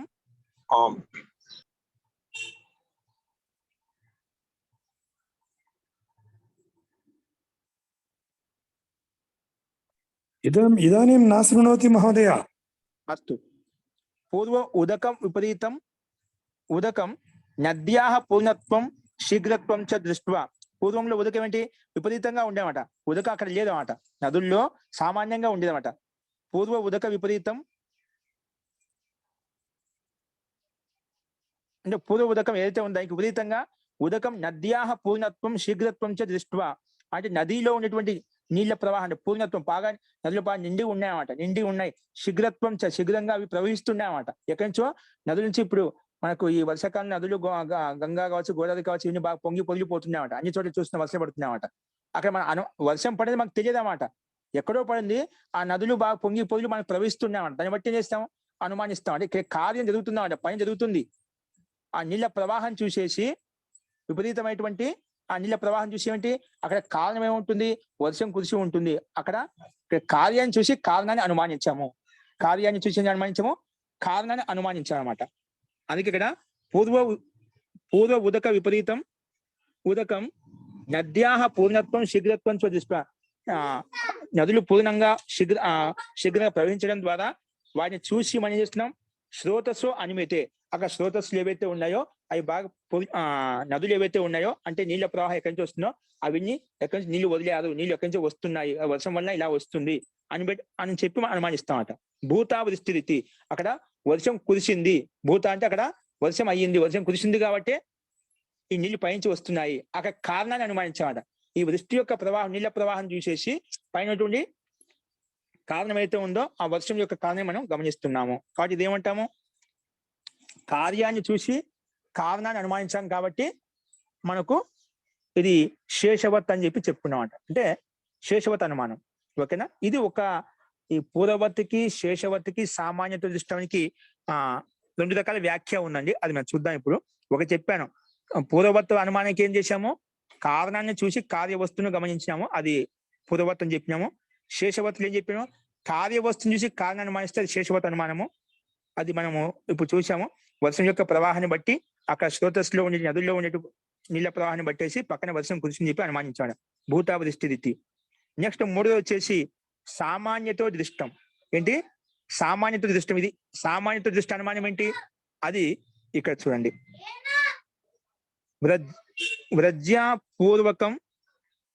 వ్రజ్యాపూర్వకం అన్యత్ర దృష్టస్య అన్యత్ర దర్శనం ఇది. అంటే మనం గతి చేసాం. ప్రవ్రజ్య అనమాట. అంటే మనం గతి చేసామంటే ఒక స్థానం నుంచి ఇంకొక స్థానానికి వెళ్తున్నాం. సామాన్యత దృష్టానికి పరిభాష చెప్తున్నా ఇక్కడ చూడండి. వ్రజ్యాపూర్వకం అన్యత్ర దృష్టస్య అన్యత్ర దర్శనం ఇది. అంటే గతిపూర్వకంగా ఒక చోట చూసినటువంటి వస్తువును, పదార్థాన్ని, ఒక వ్యక్తిని అన్యత్ర దర్శనం మళ్ళీ ఇంకోసారి వేరే చోట చూసినాం అనుకోండి. ఇప్పుడు ఒక స్థానంలో ఒక ప్రదేశంలో చూసామన్నమాట. వ్రజ్యాపూర్వకం అంటే ఒక గతిలో నడుస్తూ ఒక చోటికి వెళ్తూ ఎక్కడన్నా వ్రజ్యాపూర్వకం అన్యత్ర దృష్టస్య అన్యత్ర దర్శనం ఇది. అన్యత్ర దృష్టస్య అంటే అన్ని వేరే ఒక చోట చూసాము, ఆ చూసింది ఇప్పుడు అదే విషయాన్ని, ఆ వస్తువుని, పదార్థం, ఒక వ్యక్తిని ఇంకొక చోట అన్యత్ర దర్శనం ఇది వేరే చోట కనిపించాలనుకోండి. గతి అంటే ఇప్పుడు ఇక్కడ ఈ వ్యక్తి ఇక్కడ ఉన్నాడు అంటే తర్వాత ఆ వ్యక్తి ఇంకొక చోట చూస్తున్నాం. ఇప్పుడు మథురలో చూసాం, ఆ వ్యక్తి మళ్ళీ కాశీలో చూస్తున్నాం. అంటే దేశాంతర ప్రాప్తి కలిగింది. అది అనుమానం ద్వారా తెలుసుకుంటామట. ఎలా తెలుసుకుంటాము? అనుమానం ద్వారా తెలుసుకుంటామట. దానికి ఉదాహరణ ఇచ్చారు. తథాచ ఆదిత్యస్య తస్మాత్ అస్తి అప్రత్యక్షాపి ఆదిత్యస్య వ్రజ్య ఇది. ఇప్పుడు ఆకాశంలో ఏంటి మనకు సూర్యుని కావచ్చు చంద్రుని కావచ్చు చూసుకోవచ్చు అన్నమాట. ఇప్పుడు ఏంటి, ఇప్పుడు ఒక చోట ఉన్నాడు అన్నమాట, సూర్యుడు ఉదయించిన ఒక చోట ఉన్నాడు, మధ్యాహ్నం అయ్యేసరికి ఇంకో చోటుకి వెళ్తున్నామాట. దాన్ని బట్టి ఏమవుతుంది, అక్కడ ఒక గతి ఉంది మనకు తెలుస్తుంది కదా. ఆ గతి ఉంది కాబట్టి ఇప్పుడు ఇక్కడ ఉండేటువంటి సూర్యుడు లేదా చంద్రుడు ఇంకొక ఒక కొంచెం సమయం తర్వాత ఇంకొక చోటుకి గతి వల్ల అక్కడికి వచ్చాడు. అది ఏం చేస్తాం, చూసింది ఒక చోట కానీ అన్యత్ర దర్శనం, అన్యత్ర దృష్టస్య, అన్యత్ర దర్శనం అంటే వేరే చోట మనకు కనిపిస్తున్నాడు ఆ సూర్యుడు చంద్రుడు. దాన్ని బట్టి అక్కడ గతి ఉంది. ఆ గతి ఎలా తెలుసుకున్నాం, అనుమానం ద్వారా తెలుసుకున్నాం. ఇక్కడ మన ఆంధ్రలో చూసినట్టు వ్యక్తిని మళ్ళీ విదేశంలో చూసామనుకోండి, ఈ వ్యక్తి అక్కడికి గతిపూర్వకంగా అక్కడికి వచ్చాడు, ఇదే వ్యక్తి అక్కడికి వచ్చాడు అంటే ఇక్కడ గతి జరిగింది అంటే అనుమానం ద్వారా ఆ వ్యక్తిని తెలుసుకుంటాం, ఈ వ్యక్తి ఇప్పుడు అక్కడ ఉన్నాడు. ఇలా మనం లక్షణాన్ని చూసి మనం ఏం చెప్తాం, సామాన్యత దృష్టం అని చెప్పి చెప్పుకుంటామట. ఓకే, అందుకే తస్మాత్ అప్రత్యక్షస్యాపి ఆదిత్యస్య వ్రజ్య ఇది. ఇప్పుడు అప్రత్యక్షభూతమైనటువంటి ఇప్పుడు ప్రత్యక్షంగా గతి జరిగింది మనం చూడలేదన్నమాట. సూర్యుడు ఒక స్థానం నుంచి ఇంకొక చోటికి వచ్చాడు గతి వల్ల అని మనకు ప్రత్యక్షంగా కనిపించడం లేదు. అలాగే ఇక్కడ ఉండే దేవదత్తుడు ఇంకో చోటగా మళ్ళీ వేరే స్థానంలో కనిపించాలంటే, ఇప్పుడున్న ఆంధ్రలో ఉండే వ్యక్తి ఇంకొక కొంత సమయం ద్వారా విదేశంలో కనిపించాలంటే ఆ వాళ్ళ ఎప్పుడు వెళ్ళాడు ఎక్కడ వెళ్ళాడో మనం చూడలేదు, గతిని చూడలేదు వాళ్ళ యొక్క గతిని. కానీ అనుమానం ద్వారా ఈ వ్యక్తి అక్కడికి వచ్చాడని చెప్పి అనుమానం ద్వారా తెలుసుకుంటాము. అంటే అక్కడ గతి జరిగిందని చెప్పి మనకు అనుమానం ద్వారా తెలుస్తుంది. అది మనం సామాన్య దృష్టితో కింద చెప్పి తీసుకున్నాం అన్నమాట. సో ఈ రకంగా మనం అనుమానించామంటే సామాన్యత దృష్టి అనుమానం చెప్పి చెప్పుకున్నాము. అలాగే ఆదిత్య అంటే సూర్యుడు ఒక చోట ఉన్న స్థానం నుంచి ఇంకో చోటికి తిరుగుతూ ఉంటాడు. దాన్ని బట్టి అంటే సూర్యుడు తిరుగుతా భూమి తిరుగుతుందండి, భూమి తిరుగుతుంది, సూర్యుని చుట్టూ భూమి తిరుగుతున్నాడు. కానీ దాన్ని బట్టి ఏమొస్తాం, అలా అనుమానిస్తాం అనమాట. ఓకేనా. సో ఆ రకంగా గతి జరిగింది అంటే మొత్తానికి చుట్టూ భూమి తిరుగుతుంది కదా, దాన్ని బట్టి మనం చెప్పుకుంటాం అన్నమాట. కానీ దేశాంత ప్రాప్తి జరిగింది అంటే గతి ఉందని చెప్పి మనకు తెలుస్తుంది. ఓకే, సో అందుకే ఈ రకంగా ఇది ఒక రకమైనటువంటి పరిభాష ఈ రకం చెప్పారు. ఓకేనా. ఇది పూర్వవత్తు, శేషవత్తు, అలాగే సామాన్యత దృష్టంశ అని చెప్పి చెప్పుకున్నాం. ఇప్పుడు చెప్పండి. అన్యత్ర దర్శనమితి తదాచ ఏ ఆస్చిహ్నాని కిం ద్వయం దదతి మహోదయ ఇదాని. అది ప్లుత చిహ్నం అనేది మనకు ఒక ఆకారం తర్వాత మరి రెండు వచ్చినా అంటే ఇప్పుడు ఆదిత్యస్య, ఆదిత్యులు ఏంటి, ఆదిత్యలో కూడా ఆకారం ఉందండి. ఆకారాన్ని మనం అవగతం దీర్ఘ ఆకారంగా దాన్ని అవగతంగా ఇలా పెట్టుకుంటామట. అర్థమైందా? ధన్యవాదాలు. ఆదిత్యస్య, ఆదిత్యుడు అంటే ఆదిత్య సూర్యుడు, ఆదిత్యుడు ఆ అనేది ప్లుత దీర్ఘం కదా, ఆ దీర్ఘాక్షరాన్ని మనం ఇక్కడ అవగత చిహ్నం అంటే ఇక్కడ దీర్ఘం అని చెప్పి అర్థం చేసుకోవాలి.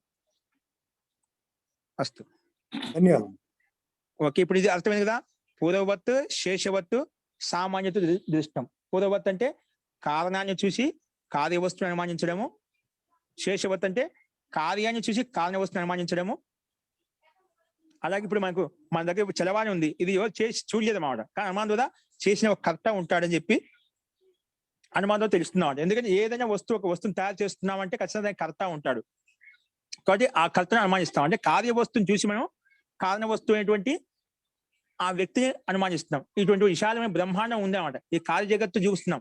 ఈ కార్య జగత్తు చూసినా అంటే సామాన్య వ్యక్తి ద్వారా అది ఉత్పన్నం కాదు, సామాన్య వ్యక్తి ద్వారా సాధ్యం కాదు. కాబట్టి దాన్ని బట్టి దీన్ని చేసే శక్తి యుక్తమైనటువంటి పరమాత్మ ఒక తత్వం ఉంది అని చెప్పి మనకు తెలుస్తుంది అన్నమాట. ఇది పరమాత్మ ఈ సృష్టి నిర్మించబడింది, ఈ జగత్తు రచించబడింది, అది మనం అనుమానం ద్వారా తెలుసుకుంటామట. కానీ కార్యవస్తుని చూసి కారణాన్ని అనుమానించడం అంట, అది మనం శేషవత్ కింద చెప్పుకున్నాము. అలాగే సామాన్యత దృష్టం అంటే ఒక చోట చూసింది ఇంకో చోట దేశాంత గతి ఏదైతే కనిపిస్తుందో దాన్ని బట్టి గతి ద్వారా కూడా మనకు అనుమానం ద్వారా కూడా మనము ఈ సామాన్య దృష్టం అనుమానం ప్రకారంగా దాన్ని తెలుసుకుంటామండి. అంటే దేశాంతర ప్రాప్తి గతి ద్వారా కూడా అనుమానం ఇస్తాము. వేరే వస్తువు పదార్థమే ఇక్కడ చూసింది అక్కడ ఉంది, ఇక్కడ చూసిన వ్యక్తి అక్కడ ఉన్నాడు, ఆ గతిని బట్టి కూడా మనం అనుమానం ద్వారా ఆ విషయం యథార్థమైందని చెప్పి తెలుసుకుంటాం. కాబట్టి ఈ రకంగా ఈ 3 క్రమాలు చెప్పుకున్నాము. మహోదయ, తస్మాదస్త్య ప్రత్యక్ష కిం కదా అప్రత్యక్షస్య తస్మాత్ అస్తి అప్రత్యక్షస్య అపి అస్తి అనేది. అందుకే అస్తి ఏంది, అనుమానం ఉంది ఇక్కడ. అంటే వ్రజ్య ఉంది, గతి ఉంది అన్నమాట. ఇప్పుడు ఆదిత్య సూర్యుడు ఇప్పుడు ఉన్న ఒక చోట నుంచి ఇంకో చోట, మధ్యాహ్నం ఇంకో చోట ఉన్నాయన్నమాట. దాన్ని బట్టి ఉంది గతి ఉంది, ప్రతి జరిగింది కాబట్టి అస్థి వ్రజ్య అంటే ఇక్కడ గతి ఉంది. తస్మాత్ అస్థి అప్రత్యక్షస్యాపి ఆదిత్యస్య వ్రజ్య ఇది. అంటే అప్రత్యక్షభూతమైన ఆదిత్యం యొక్క గతి ఉంది, వ్రజ్య అంటే గతి ఉంది అని చెప్పి మనం అర్థం చేసుకోవాలి. మహోదయ ధన్యవాదం మహోదయ. ఓకే, తస్మాత్ అస్తి అప్రత్యక్ష అపి ఆదిత్యస్య వ్రజ్య ఇది అని చెప్పి ఇక్కడ చెప్పబడింది. ధన్యవాదం.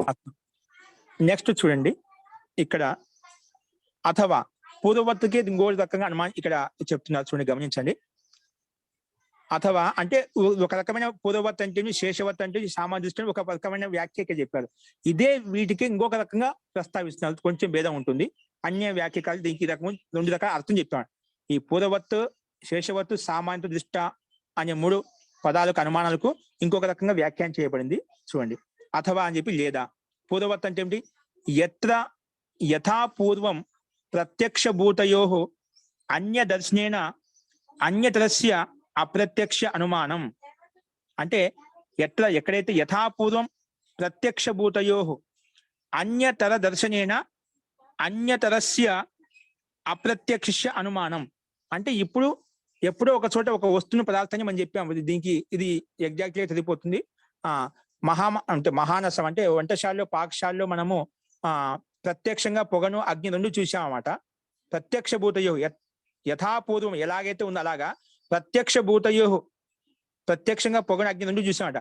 అంటే అందులో ఇప్పుడు అన్య దర్శనేన ప్రత్యక్ష భూతయో అన్య దర్శనేన అన్యతరస్య అప్రత్యక్ష. అంటే అందులో ఇప్పుడు 2 ఒకసారి చూసినాం. 2 చూసిన తర్వాత అన్నిట్లోంచి ఏదో ఒకటే చూస్తున్నాం. అగ్నిని పొగను ఒకేసారి ఒక చోట మనం ప్రత్యక్షంగా చూసాము, ఇంట్లో మన వంటగదిలో చూసాము. ఇప్పుడు ఏమంటున్నాం? అన్యతర దర్శనేన అందులో ఏదో ఒకటి ఆ పొగనో లేదా అగ్ని చూస్తున్నాం అట. అన్యతర దర్శనేన అన్యతరస్య అంటే వేరేదేంటి? అప్రత్యక్ష అనుమానం. అది వేరేదే, 2వ దాన్ని ఏదైతే అనుమానిస్తున్నాం. 2 వస్తువులు ఉన్నాయి, అందులో ఒకదాన్ని మనం అనుమానిస్తున్నాం. ఒకటే ఉంది, అంటూ 2 లేవు మనకు. ఒకసారి ప్రత్యక్షంగా 2 చూసాము, అందులో ఇప్పుడు ఒకటి చూసి దాన్ని బట్టి 2వ కూడా అనుమానిస్తున్నాం అట. ఇప్పుడు పొగను చూస్తే అగ్ని అనుమానించినట్టుగా అది ఇక్కడ చెప్పబడింది. ప్రత్యక్షభూతమైనటువంటి అందులో అన్యతర దర్శనేన అన్యతరస్య అంటే అప్రత్యక్ష అనుమానం. ఆ అప్రత్యక్షభూతమైన దాన్ని అనుమానం ద్వారా తెలుసుకుంటాం. దానికి ఉదాహరణ చూపించేది ఎలాగంటే ధూమేన అగ్నిరితి. ఇక్కడ మనం పొగను చూసేసి ఇప్పుడు పొగను అగ్ని 2 ఒకేసారి చూసాము, దాన్ని ఇప్పుడు పొగను చూసి 2వది అగ్ని ఉంటుంది చెప్పి అనుమానిస్తాము అని దీనికి పూర్వవర్తికి అదే పరిభాష రకం చెప్పబడింది. పైన చెప్పింది, దీన్ని చెప్పింది. అక్కడ కారణం చూసి కార్యం అని చెప్పి డైరెక్ట్ అలా చెప్పుకున్నాం. దీనికి కొంచెం ఇంకొక రూపంలో అదే విషయాన్ని ఇక్కడ ఈ రకం చెప్పామట. ఇప్పుడు చెప్పేదా ప్రత్యక్షపూర్వకం అనుమానం అంటామట. ప్రత్యక్షంగా చూసిన దాన్ని ఇప్పుడు అందులో ఏదో ఒకటి చూసి ఒక లక్షణం చూసి 2వ లక్షణం ఇదే ఉంటుంది చెప్పి మనం అనుమానం ద్వారా తెలుసుకుంటున్నాము. అది దీనికి పూర్వవర్తికి ఒక పరిభాష చెప్పారు. నెక్స్ట్ శేషవత్ నామ పరిశేష. శేషవత్ నామ అంటే పరిశేష. ఇప్పుడు చాలా మంది ఒక 5 మంది ఉన్నారు, ఒక రూమ్ లో ఒక 5 మంది ఉన్నారు అనుకున్నాం. అందులో ఇద్దరేమో ఇక్కడికి వెళ్ళారు, ఇద్దరు ఇక్కడికి వెళ్ళారు. మిగిలిన ఎవరు? ఇద్దరు ఇక్కడికి వెళ్ళారు, ఒకరేమో అక్కడికి వెళ్ళారు. మిగిలిన వాళ్ళంతా ఇక్కడికి వెళ్ళండి. ఇప్పుడు 5 మందిలోంచి ఇద్దరేమో స్కూల్కి వెళ్ళారు, ఇద్దరికేమో ఒకరేమో బయటికి వెళ్ళారని చెప్పాం. అంటే మిగిలిన వాళ్ళు ఉంటారు 5 మందిలోంచి. ఆ మిగిలిన వాళ్ళు దాన్ని శేషం అంటామట. అంటే అని చెప్పుకోగా మిగిలినవి ఏవైతే ఉన్నాయో వాటిని శేషం కింద తీసుకుంటామట, లేదా పరిశేషం కింద చెప్పుకుంటామట. ఓకేనా? సో అది ఇక్కడ అర్థం చేసుకో. శేషవత్ నామ పరిశేష అదే విషయాన్ని ఇక్కడ చెప్పారు. చూడండి, శేషవత్ నామ పరిశేష. పరిశేష అనే శేషం అనే ఒకటే, శేషం అంటే మిగిలినవి అని చెప్పుకోగా మిగిలినవి ఏవైతే ఉన్నాయో దాన్ని శేషం కింద తీసుకుంటామట. అది కింద చూద్దాము. సచ ప్రసక్త ప్రతిషేధే అన్యత్ర అప్రసంగాత్ శిష్యమానే సంప్రత్యయ. సచ ప్రసక్త అంటే కొన్ని ఇప్పుడు ఒక 5 మంది ఒక రూమ్ ప్రత్యక్షంగా మనకు ప్రసక్తమై ఉన్న అంటే విద్యమానంగా ఉన్నదండి. 5లోంచి సచ ప్రసక్త ప్రతిషేధే అందులో కొంచెం ప్రతిషేధించాం, కొంతమంది ప్రతిషేధించాం. వీళ్ళు కాదు అని చెప్పి ఏదో ఒకటి పంపించే వాళ్ళు నిషేధించామని చెప్పాం. ఒకరి గురించి చెప్పుకున్నాం, 2-3 గురించి చెప్పుకున్నాం. ప్రసక్త విద్యమానంగా ఉన్న వాటిలో ఒక ప్రతిషేధించినప్పుడు అన్యత్ర అప్రసంగాత్. కాబట్టి ఆ సందర్భాన్ని బట్టి అన్యత్ర అప్రసంగం అంటే అక్కడ ఎవరైతే ఉన్నదో వాళ్ళని తీసుకుంటాడు. అంటే వేరే వాళ్ళు బయట నుంచి వచ్చే వాళ్ళని చూసుకోమాట. ఒక విషయం గురించి ఒక ప్రస్తావన చెప్పుకున్నప్పుడు అక్కడ ఏదైతే ప్రసంగం ఉంటే ఆ ప్రసంగానికి అంతర్గతంలో ఉంటూ మనం తీసుకుంటామట. ఇప్పుడు అందుకే సత్య ప్రసక్తస్య ప్రతిషేధే అక్కడ విద్యమానంగా ఉన్న వాటిలో కొన్నిటి నిషేధించినప్పుడు ప్రతిషేధించినప్పుడు అన్యత్ర అప్రసంగాత్ ఇంకా వేరే విషయంలో మన ప్రసంగం లేదన్నమాట, అవి తీసుకోము. కాబట్టి అక్కడ మన ప్రసంగానుసారంగా ప్రసక్తమైన విద్యమానంగా ఉన్నటువంటి ప్రతిషేధించినప్పుడు మిగిలినవి ఏవైతే ఉన్నాయో శిష్యమానే, ఏవైతే శిష్యం మిగిలి ఉన్నాయో సంప్రత్య వాటిని సమ్యక్ పూర్వకంగా అర్థం చేసుకోవాలి. అదే యథార్థంగా అది మిగిలినవి వస్తువులు కావచ్చు, పదార్థాలు కావచ్చు, వ్యక్తులు కావచ్చు, వారిని శిష్యమంగా మిగిలిన వాళ్ళు ఎవరుతున్నారో వారినే మనం గుర్తిస్తాము, గ్రహిస్తాము. అది ఇక్కడ ఈ రకం చెప్పారు. ఓకే, దాని ఉదాహరణ తెలుస్తుంది. సో అన్యత్ర అప్రసంగాత్ శిష్యమానే సంప్రత్య. ఇక్కడ అన్యత్ర అప్రసంగాత్ అంటే ఇక్కడ మనకు ఒక ప్రకోష్టం 5 మంది గురించి విద్యమానంగా ఉన్న వాటి గురించి చెప్పుకోము, ముగ్గురిని ప్రతిషేధించాం, మిగిలిన వాళ్ళు ఎవరైనా 2 ఉన్నారు. శిష్యమానే సంప్రత్యం, ఏదైతే మిగిలిన వారు శేషం అనమాట. అవి అనుమానంలో తెలుసుకున్నామాట. ఇక్కడ 5 మంది ఉన్నారు, ఇక్కడ 3 లేదంటే మిగిలిన వాళ్ళు అక్కడ అనుమానం ముందు ఉన్నది ఇప్పుడు వేరే లేదు అని చెప్పి మన అనుమానం తెలుసుకుంటాం. ముందు 5 మంది ఉన్నారు, ఇక్కడ లేదు, లేదా అవి ప్రతిషేధించబడ్డారు, వీళ్ళ మాట తీసుకోవాలి అని చెప్పి అర్థం చేసుకుంటామట. సో శిష్యమానే సంప్రత్యయ అని చెప్పి ఇక్కడ ప్రస్తావించబడింది. దానికి ఉదాహరణ చేస్తూ మీరు తెలుస్తుంది. శబ్ద విషయంలో తీసుకొని చెప్తున్నామట. సద్ అనిత్యం, సద్ అనిత్యం ఇత్యేవ మాదిన. ఇది మనకు ఒక సూత్రం ఉంది వైశేషిక దర్శనంలో. సత్ అనిత్యం అని, సత్తాత్మ పదార్థం ఏదైతే ఉందో అనిత్యమైంది అని చెప్పి. సత్ అనిత్యం ఇత్యేవ మాదిన అంటే ఈ సూత్రం ద్వారా ద్రవ్య గుణ కర్మాణం అవిశేషేణ అంటే సామాన్య విశేష సమవాయేభ్యో విభక్తస్య శబ్దస్య తస్మిన్ ద్రవ్య కర్మ గుణ సంశయే. ఇక్కడ మనకు ఒక ప్రశ్న ఏం కలుగుతుందంటే, శబ్దం అనేది శబ్దం అనేది అనిత్యమైందా నిత్యమైందా ఏంటి? శబ్దం అనేది ఇక్కడ ద్రవ్యమా, లేదంటే గుణమా, లేదంటే కర్మనా? ఒక శబ్దం ఉంది, ఒక శబ్దం ఉచ్చరించాము, అది ద్రవ్యమా, లేదా గుణమా, లేదా కర్మనా, లేదా సామాన్య విశేష సమవాయం ఏంటిది? ఒక శబ్దం ఇప్పుడు ఎందుకంటే సంస్థ పదార్థం ఏదో ఒకటి ఉంటుందా, ద్రవ్యం ఉంటుంది, ఏదో ఒకటి ఉంటుందన్నమాట. ఇక్కడ శబ్దం ఉచ్చరిస్తున్న శబ్దం ఏంటి? ద్రవ్యమా, కర్మనా, గుణమా ఏంటిది అని ఇక్కడ పూర్వపక్ష అడుగుతున్నమాట. ఇప్పుడు మనకు మొత్తం వైశేషిక దర్శనంలో ద్రవ్య గుణ కర్మ సామాన్య సమవాయ ఈ మొత్తం 6 ఉన్నాయి. ద్రవ్య గుణము కర్మ సామాన్య సమవాయ అభావము ఈ మొత్తం 6 ఉన్నాయి అన్నమాట. ఓకేనా? ఈ 6 పదార్థాలు ఉన్నాయి. 6 పదార్థాల్లో ఈ శబ్దం ఏంటి అసలుకి? ద్రవ్యమా, గుణమా, కర్మనా, సామాన్య సమవాయమా, విశేషమా? ద్రవ్య గుణ కర్మ సామాన్య సమవాయ విశేష ఇవన్నీ మనం చెప్పుకున్నాం కదా. ఈ 6ట్లో ఈ శబ్దం అంటే ఏమిటి అని పూర్వపక్షి ప్రశ్న అడుగుతున్నాడు. ప్రశ్నించే దానికి చెప్తున్నాడు. సద్ అనిత్యం ఇత్యేవ మాదిన ఈ సూత్రం ద్వారా ద్రవ్య గుణ కర్మాణం ఈ ఇందులోంచి అవిశేషేణ ఇవి 3 మాత్రము వీటిలో మనం చూసుకోవచ్చు అన్నమాట. సామాన్య విశేష సమవాయేభ్యో విభక్తస్య శబ్దస్య. కానీ సామాన్యము విశేషము సమవాయం ఇవి వీటి యొక్క ప్రసంగమే లేదు. ఇక్కడ మనం పైన చెప్పుకునేదా సచ ప్రసక్త ప్రతిషేధే మన ప్రసక్తంగా ఉన్న 6 ఉన్నాయి. ఇక్కడ 5 ఉన్నాయి. అది అభావం చెప్పలేదు. ద్రవ్య గుణ కర్మ సామాన్య విశేష సమవాయ 6 ఉన్నాయి. సామాన్య విశేష సమవాయ ఇవి మొత్తం 6 చెప్పుకున్నాం కదా. సో ఇక్కడ అందులోంచి అన్యత్ర అప్రసంగాత్ అంటే ఏమిటి? ఇక్కడ సామాన్యము కాదు శబ్దం అనేది, విశేషము కాదు, సమవాయం కాదు. అందుకే వీటిని వేరు చేశామన్నమాట. ఇప్పుడు ఉండే 3 తత్వాలు మనం చూసుకోవాలి. శబ్దం ద్రవ్యమా, లేదా గుణమా, లేదా కర్మనా అని చెప్పి. ఎందుకంటే ఇందులో ఈ ప్రసంగమే లేదన్నమాట. సామాన్యంలో సమవాయం, విశేషంలో సమవాయంలో ఈ ప్రసంగమే లేదన్నమాట. కాబట్టి సామాన్య విశేష సమవాయేభ్యో విభక్తస్య శబ్దస్య తస్మిన్ ఆ విషయం శబ్దం యొక్క విషయంలో ద్రవ్య కర్మ గుణ సంశయే. ఇది శబ్దం అనేది ద్రవ్యమా, లేదా గుణమా, లేదా కర్మనా అనే సంశయం జరిగినప్పుడు, సందేహించబడినప్పుడు అప్పుడు చెప్తున్నాడు నా ద్రవ్యం. ఇది శబ్దం అనేది ద్రవ్యం కాదు. ఏంటండి? నా ద్రవ్యం, శబ్దం ద్రవ్యం కాదు. ఎందుకు కాదు? దానికి కారణం చెప్తున్నా సిద్ధాంతి ఇక్కడ. ఏకద్రవ్యత్వ. ద్రవ్యం అంటున్నామంటే అనేక పదార్థాల కలయిక చేత ఒక పదార్థం ఏర్పడుతుంది. ద్రవ్యం అంటే ఎలా ఉంటుంది? అనేక పదార్థాల కలయిక చేత ఒక పదార్థం ఏర్పడుతుంది. ఓకేనా? అంటే ఇప్పుడు మన కుండ ఉంది, ఖాళీ ద్రవ్యం ఉంది. ఆ కుండలో అనేక మిట్టి కణాలు ఉన్నాయి కదా. అనేక మిట్టి కణాల యొక్క సంయోగం ద్వారానే ఆ కార్యద్రవ్య కుండ కనిపిస్తుందన్నమాట. కాబట్టి ఇది మాత్రము శబ్దం అంటే ఏకద్రవ్యమే మాట. శబ్దం అంటే ఏకద్రవ్యత్వాత్. నా ద్రవ్యం ఇది ద్రవ్యం కాదు. ఎందుకు కాదంటే ఇది ఒకే ద్రవ్యం కాబట్టి అనేక కణాలతో యుక్తమే లేదన్నమాట. ద్రవ్యం కాదు, ఏకద్రవ్యమే ఉంది కాబట్టి ఇది ద్రవ్యం కాదు. శబ్దం అనేది ద్రవ్యం కాదు. సరే, మరి ద్రవ్యం కాదు అయితే కర్మనా, గుణమా, నా ద్రవ్యం ఏకద్రవ్యత్వా, ఒకే ద్రవ్యం కాబట్టి. నా కర్మ, ఏమైనా కర్మనా అంటే అది కర్మ కూడా కాదు. ఏంటి? కర్మ కూడా కాదు. ఎందుకు? శబ్దాంతర హేతుత్వాత్. శబ్దాంత, ఈ శబ్దం అనేది వేరే శబ్దం చేత ఉత్పన్నం అవుతుందన్నమాట. అంటే సంయోగ విభాగం చేత మనం ఉత్పన్నం చేసుకోవచ్చు. ఇప్పుడు శబ్దం ఎలా అవుతుందండి? సంయోగం చేత. ఇప్పుడు మనం రెండు చేతులు మనం శబ్దం చేసాము. శబ్దం చేసినప్పుడు రెండు వస్తువుల సంయోగం చేత ఆ శబ్దం ఉత్పన్నమైంది అన్నమాట. ఒక వస్త్రాన్ని చీపినప్పుడు, వస్త్రం చీపిన విభాగం చెందినప్పుడు కూడా, అంటే సంయోగంలో శబ్దం ఉత్పన్నం అవుతుంది.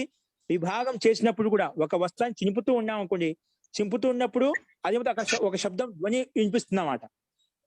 అదే సంయోగ విభాగం చేత, అంటే శబ్దాంత చేత శబ్దం ఉత్పన్నం అవుతుంది. కాబట్టి ఈ శబ్దం కూడా కర్మ కాదు. ఓకేనా? అది శబ్దం ద్రవ్యం అంటే ద్రవ్యం కూడా కాదు. ఎందుకు? ఏకద్రవ్యత్వా.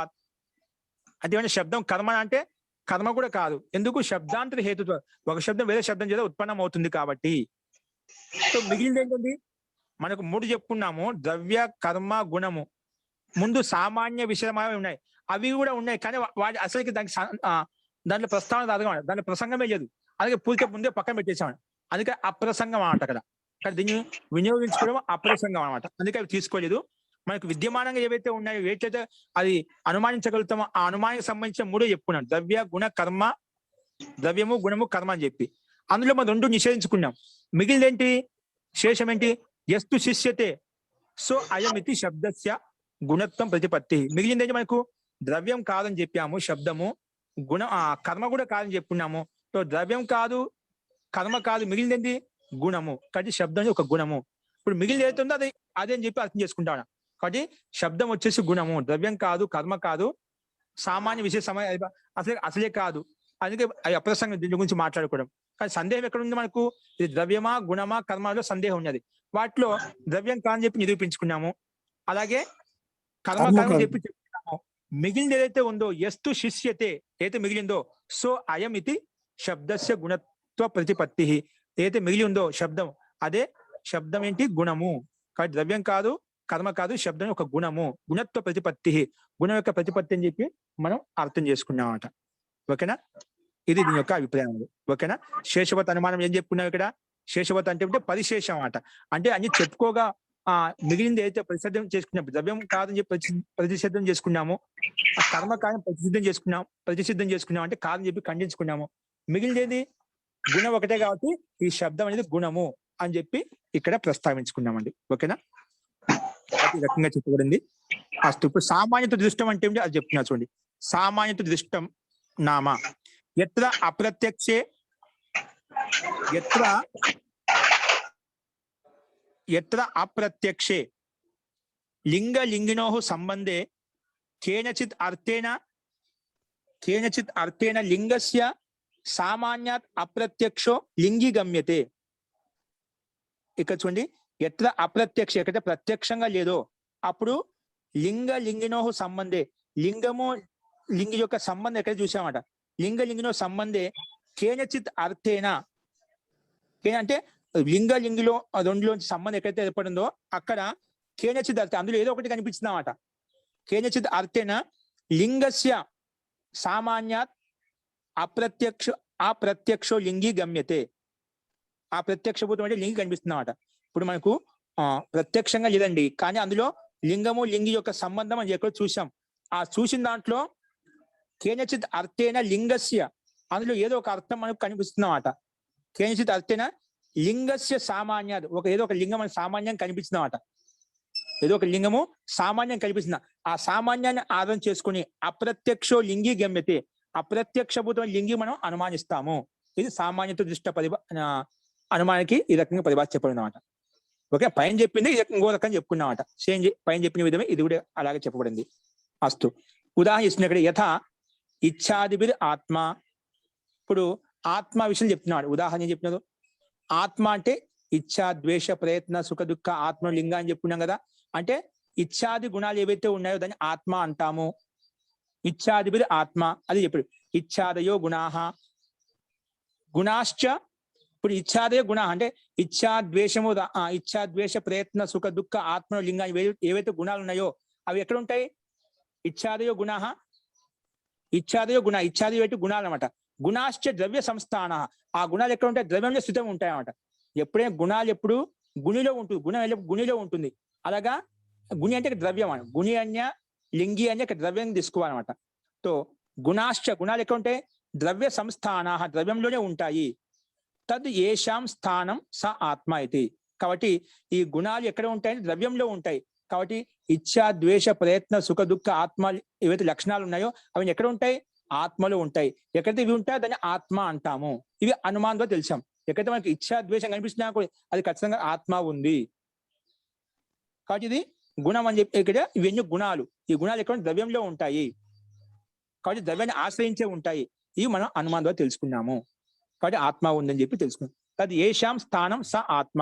వీటన్నిటికీ స్థానం అయితే ఉందో ఈ ఆత్మ ఉన్నప్పుడే ఇచ్ఛా, ద్వేష, ప్రయత్న, సుఖ, దుఃఖ లింగాలని ఉంటాయి అన్నమాట, లక్షణాలను ఉంటాయి. అని ఇవన్నీ గుణాలు అన్నమాట, ఆత్మలో ఉండేటువంటి గుణాలు.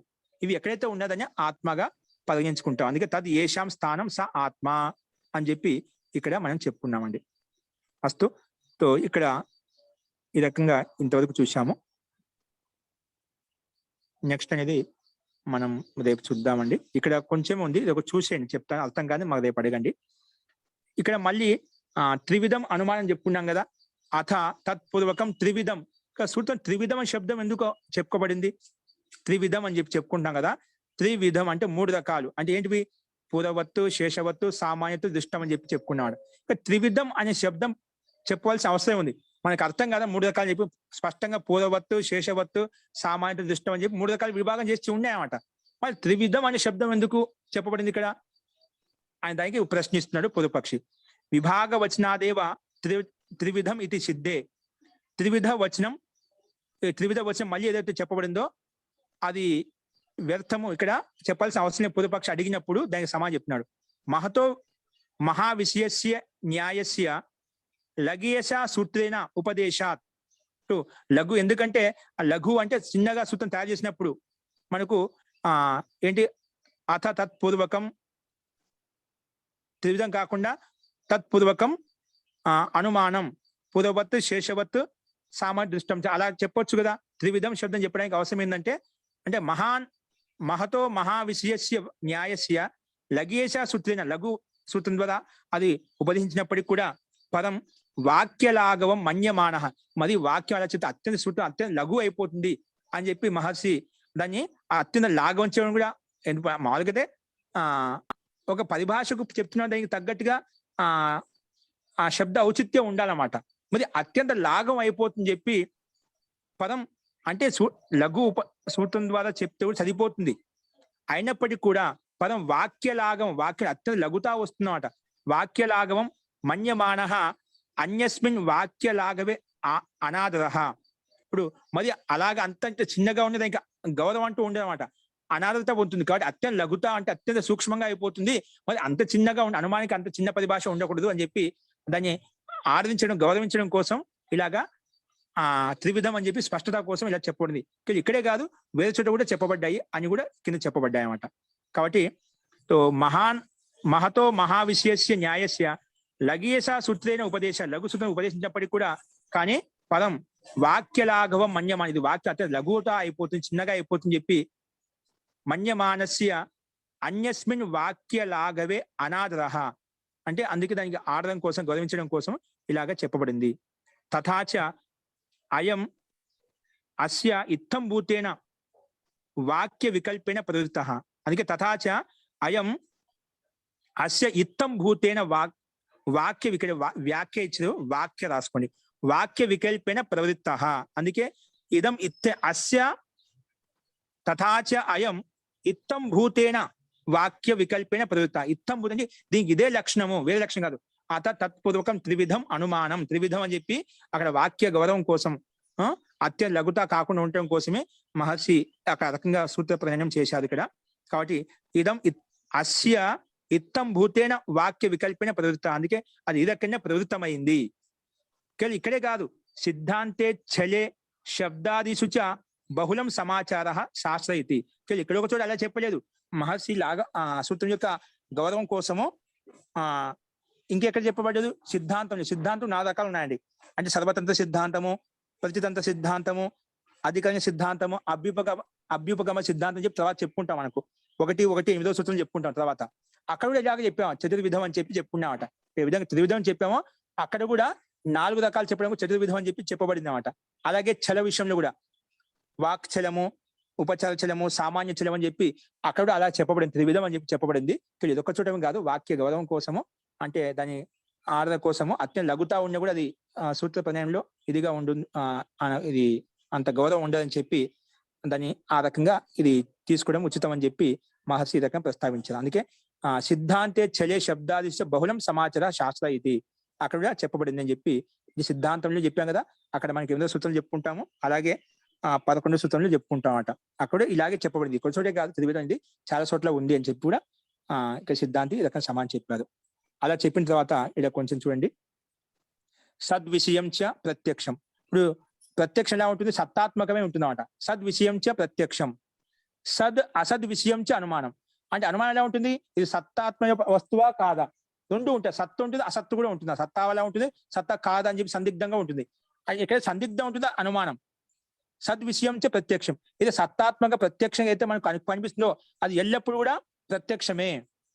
ఏ ప్రత్యక్ష సత్తాత్మక వస్తు విద్యమానంగా ఉందో అది ప్రత్యక్షం పరిగణించి దాంట్లో సందేహం లేదన్నమాట. అనుమానం ఎలా ఉంటుంది? సత్ అసత్ రెండు ఉంటాయన్నమాట. సత్తాత్మక కావచ్చు, అసత్తాత్మకమైనది కావచ్చు అని చెప్పలేమన్నమాట. అనుమానం ద్వారా, అనుమాన ప్రమాణం ద్వారా దాన్ని గుర్తిస్తాం తర్వాత. కాబట్టి సత్ అసత్ విషయం చ అనుమానం రెండు ఉంటాయన్నమాట.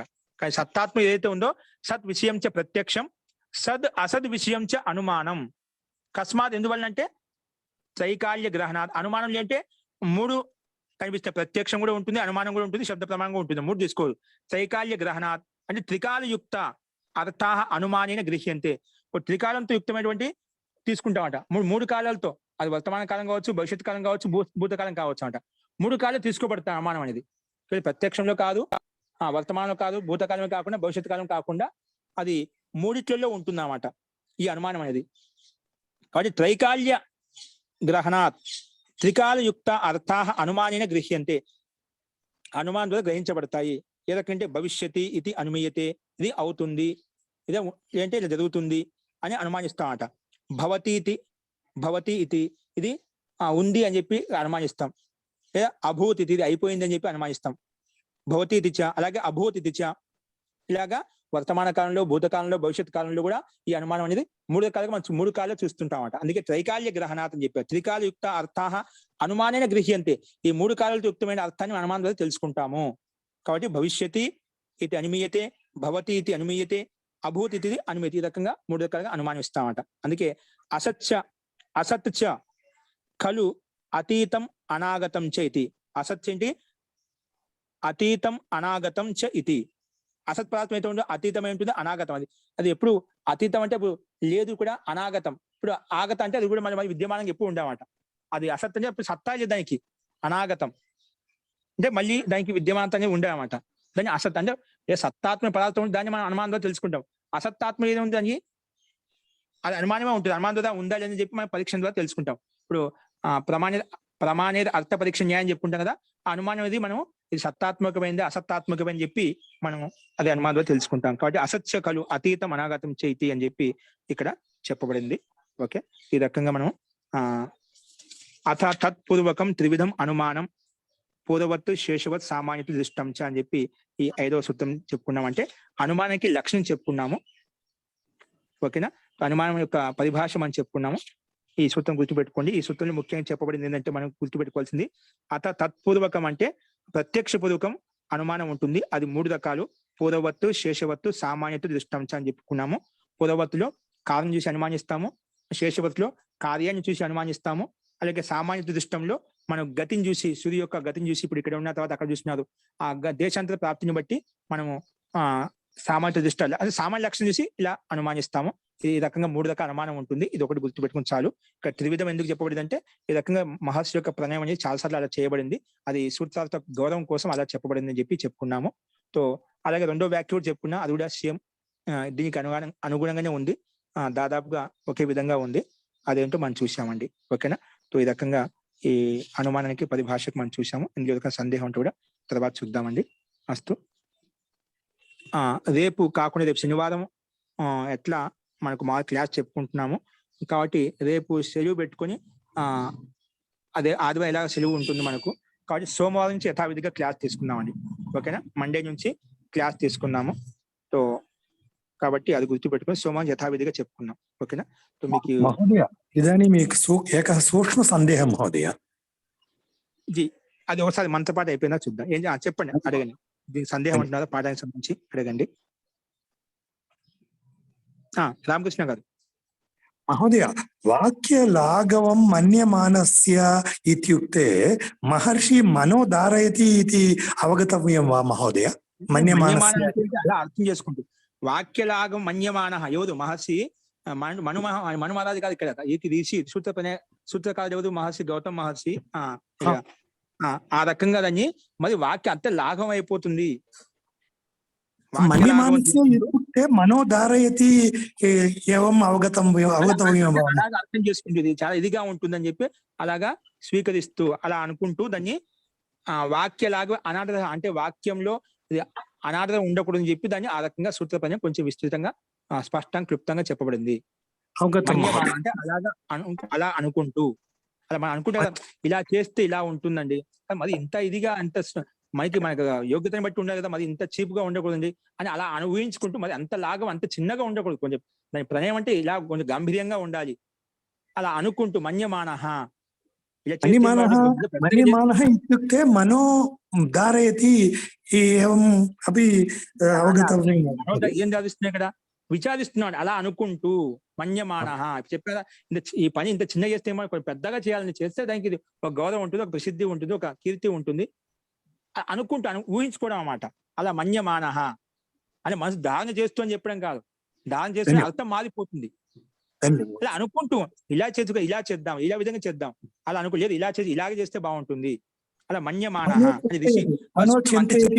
బాగుంటుంది దానికి వాక్యం యొక్క గౌరవం ఉండదు, సూత్రానికి కొంచెం లాగా ఉండాలి, దాంట్లో చిన్నగా ఉండాలి, అది పెద్ద కూడా ఉండకూడదు, దానికి ఒక గౌరవం కూడా ఉండాలి సూత్రానికి. అలా ఆలోచిస్తూ దీనికి త్రివిధం అనే శబ్దాన్ని ఇక్కడ చెప్పబడింది. ధన్యవాదాలు. ఓకే అండి, అస్తు. అంటే 3 రోజులు సెలవండి. రేపు శనివారం కదా, శుక్రవారమా, రేపే వారము? శుక్రవారం అండి. ఓ శుక్రవారం కదా, నేను శనివారం అనుకుంటున్నానండి. అస్తు. సో రేపు చెప్పుకున్నామండి, శనివారం అనుకున్నాను, రేపు చెప్పుకున్నాను. అస్తు, రేపు చెప్పుకుందాము. శనివారం ఆదివారం చదివి పెట్టుకుందామండి. ఓకేనా, శనివారం ఆదివారం చదివి పెట్టుకుందాం, రేపు సోమవారం పెట్టుకోవచ్చు. అస్తు. నమస్తే మహోదయ. అస్తు. మంత్రపాఠ. ఓం సర్వే భవంతు సుఖినః, సర్వే సంతు నిరామయాః, సర్వే భద్రాణి పశ్యంతు, మా కశ్చిత్ దుఃఖభాగ్ భవేత్. ఓం శాంతి శాంతి శాంతిః. సర్వేభ్యో నమః. నమస్తే మహోదయ. ఓం నమస్తే గురుజీ. నమస్తే మహోదయ.